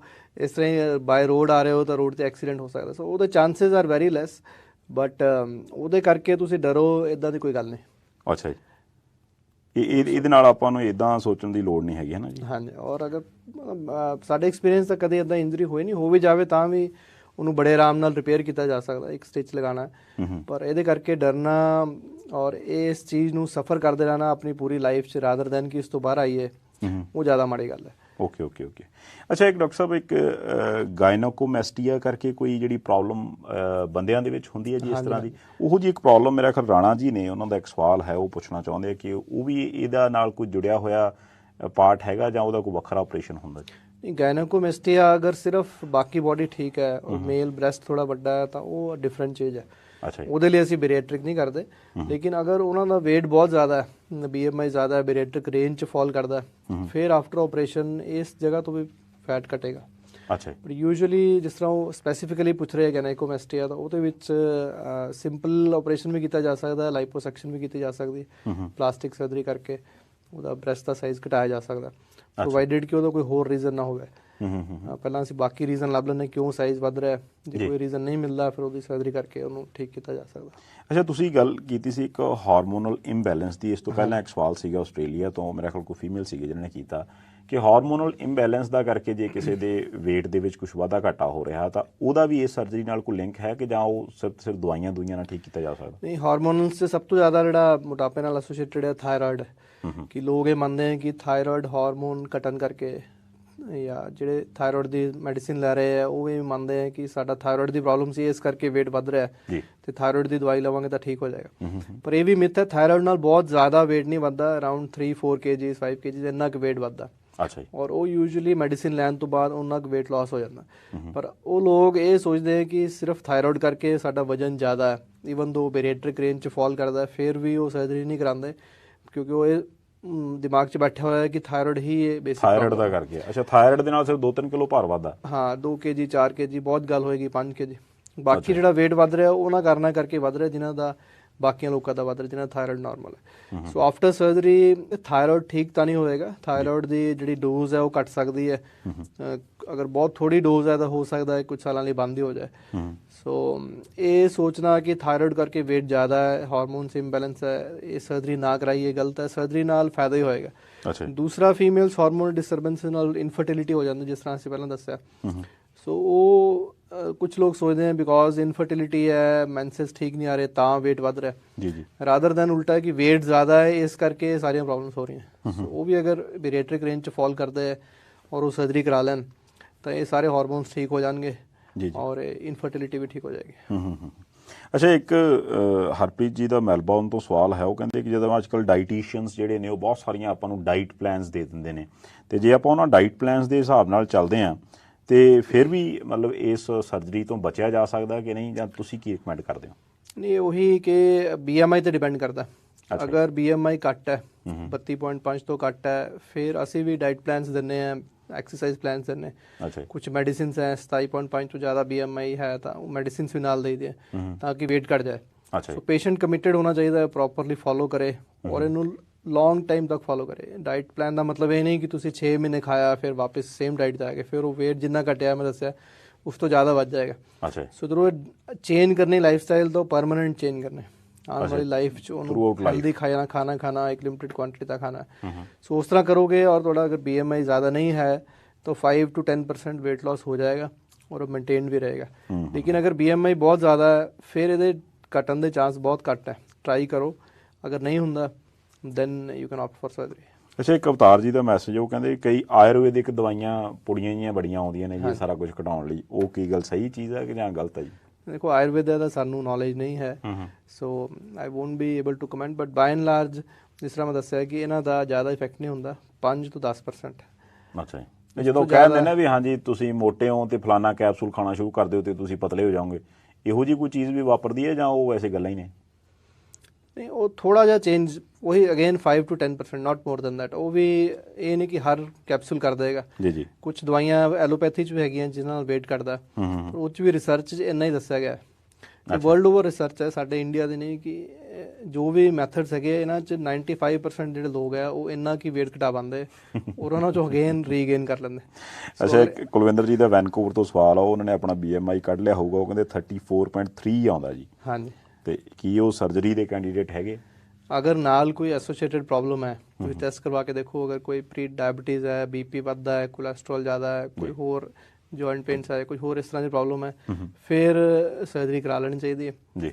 ਔਰ ਅਗਰ ਇਹ ਵੱਧ ਕੇ 37.5 ਤੱਕ ਚਲਾ ਗਿਆ ਫਿਰ ਵੀ ਸਰਜਰੀ ਕਰਾ ਲੈਣੀ ਚਾਹੀਦੀ ਹੈ। ਕੁਝ ਰਿਸਰਚ ਇਸ ਤਰ੍ਹਾਂ ਦੀ ਵੀ ਹੈ ਜਿਨ੍ਹਾਂ 'ਚ ਉਹਨਾਂ ਨੇ ਦੇਖਿਆ ਹੈ ਕਿ ਜਿਹੜੇ 32.5 ਤੋਂ 37.5 ਦੇ ਵਿੱਚ ਆਉਂਦੇ, ਜਿਸ ਤਰ੍ਹਾਂ ਇਹ ਦੱਸ ਰਹੇ ਆ, ਇਹਨਾਂ 'ਚ ਪਹਿਲਾਂ ਰਿਕਮੈਂਡੇਸ਼ਨ ਨਹੀਂ ਸੀਗੀ, ਹੁਣ ਉਹ ਕਹਿੰਦੇ ਕਿ ਅਗਰ ਇਹਨਾਂ 'ਚੋਂ ਕੁਝ ਪੇਸ਼ੈਂਟਸ ਸਾਰਾ ਕੁਝ ਟਰਾਈ ਕਰ ਲਿਆ, ਨਹੀਂ weight ਘਟ ਰਿਹਾ, ਫਿਰ ਵੀ ਉਹ weight ਘਟਾਉਣਾ ਚਾਹੁੰਦੇ ਤਾਂ ਉਹ ਵੀ ਕਰਵਾ ਸਕਦੇ। ਮਤਲਬ ਇਹਦੇ 'ਚ ਹੁਣ ਬਾਹਰ ਨਹੀਂ ਹੈ ਕਿ ਆਪਾਂ ਨਹੀਂ ਕਰਨਾ। ਪੇਸ਼ੈਂਟ ਅਗਰ ਕਹੇ ਕਿ ਮੈਂ ਕਰਵਾਉਣਾ ਚਾਹੁੰਦਾ, ਮੇਰੇ ਕੋਲ ਨਹੀਂ weight ਘਟ ਰਿਹਾ, ਦੈਨ ਈਵਨ ਇਸ ਰੇਂਜ ਵਾਲੇ ਵੀ ਕਰਵਾ ਸਕਦੇ ਆ। ਮੈਂ ਆਪਣੇ ਦਰਸ਼ਕਾਂ ਨੂੰ ਇੱਕ ਵਾਰ ਫਿਰ ਦੱਸ ਦਿਆਂ ਜੀ ਕਿ ਇਹ ਡਾਕਟਰ ਜਸਮੀਤ ਸਿੰਘ ਆਹਲੂਵਾਲੀਆ ਸੀ ਮੇਰੇ ਨਾਲ, ਤੇ ਤੁਸੀਂ ਜੇ ਇਹਨਾਂ ਦੇ ਨਾਲ ਸੰਪਰਕ ਕਰਨਾ ਚਾਹੋ ਤਾਂ ਇੱਕ ਵਾਰ ਨੰਬਰ ਫਿਰ ਨੋਟ ਕਰ ਲਓ। ਇੰਡੀਆ ਦਾ ਨੰਬਰ ਹੈ ਮੋਬਾਈਲ ਨੰਬਰ, ਯਾਨੀ ਕਿ +91 ਤੁਸੀਂ ਅੱਗੇ ਲਾ ਲੈਣਾ 9888958889। ਇਹ ਇਹਨਾਂ ਦਾ ਨੰਬਰ ਹੈ, ਯਾਨੀ ਕਿ 9 3 ਵਾਰ 8 ਤੇ 9 5 3 ਵਾਰ 8 ਤੇ 9, ਇਹ ਇਹਨਾਂ ਦਾ ਨੰਬਰ ਹੈ। ਤੁਸੀਂ ਡਾਕਟਰ ਆਹਲੂਵਾਲੀਆ ਹੋਰਾਂ ਨਾਲ ਸੰਪਰਕ ਕਰ ਸਕਦੇ ਹੋ। ਡਾਕਟਰ ਸਾਹਿਬ, ਗੱਲਾਂ ਬਾਤਾਂ 'ਚ 1 ਘੰਟਾ ਕਦੋਂ ਨਿਕਲ ਗਿਆ ਜੀ ਪਤਾ ਨਹੀਂ ਲੱਗਿਆ। ਤੁਸੀਂ ਸਮਾਂ ਕੱਢਿਆ, ਤੁਹਾਡਾ ਬਹੁਤ ਬਹੁਤ ਧੰਨਵਾਦ ਜੀ। Thank you. ਤੇ ਇਸ ਦੇ ਨਾਲ ਹੀ ਆਪਾਂ ਪ੍ਰੋਗਰਾਮ ਨੂੰ ਇੱਥੇ ਹੀ ਸਮਾਪਤ ਕਰਦੇ ਹਾਂ ਜੀ। ਤੇ ਤੁਸੀਂ ਆਪਣਾ ਪਿਆਰ ਮੁਹੱਬਤ ਇਸੇ ਤਰ੍ਹਾਂ ਬਣਾਈ ਰੱਖਣਾ। ਪ੍ਰਾਈਮ ਏਸ਼ੀਆ ਟੀਵੀ ਨੂੰ ਮੋਹ ਮੁਹੱਬਤ ਕਰਨ ਲਈ ਬਹੁਤ ਧੰਨਵਾਦੀ ਅਸੀਂ ਤੁਹਾਡੇ। ਤੁਹਾਡੇ ਕਮੈਂਟਸ ਮਿਲਦੇ ਰਹਿੰਦੇ ਨੇ, ਬੜੀ ਖੁਸ਼ੀ ਹੁੰਦੀ ਹੈ ਕਿ ਤੁਸੀਂ ਪ੍ਰਾਈਮ ਏਸ਼ੀਆ ਟੀਵੀ ਦੇ ਪ੍ਰੋਗਰਾਮਾਂ ਨੂੰ ਪਿਆਰ ਕਰਦੇ ਹੋ। ਉਹਦੇ ਲਈ ਦਿਲੋਂ ਰਹਿਣੀ ਆ। ਤੇ ਜੇਕਰ ਤੁਸੀਂ ਅਜੇ ਤੱਕ ਸਬਸਕ੍ਰਾਈਬ ਨਹੀਂ ਕੀਤਾ ਸਾਡੇ ਚੈਨਲ ਨੂੰ ਤਾਂ ਜ਼ਰੂਰ ਕਰਨਾ। ਸਾਨੂੰ ਆਪਣੇ ਪਰਿਵਾਰ ਦੇ ਵਿੱਚ ਵਧੇ ਹੋਏ ਮੈਂਬਰਾਂ ਦਾ ਹਮੇਸ਼ਾ ਇੰਤਜ਼ਾਰ ਰਹਿੰਦਾ ਤੇ ਅਸੀਂ ਸਵਾਗਤ ਵੀ ਕਰਦੇ ਹਾਂ। ਫਿਲਹਾਲ ਦਿਓ ਇਜਾਜ਼ਤ। ਗੁਰਪ੍ਰੀਤ ਸੰਧਾਵਾਲੀਆ ਨੂੰ ਦੇਖਦੇ ਰਹੋ ਪ੍ਰਾਈਮ ਏਸ਼ੀਆ ਟੀਵੀ, ਤੁਹਾਡਾ ਆਪਣਾ, ਤੁਹਾਡੇ ਲਈ।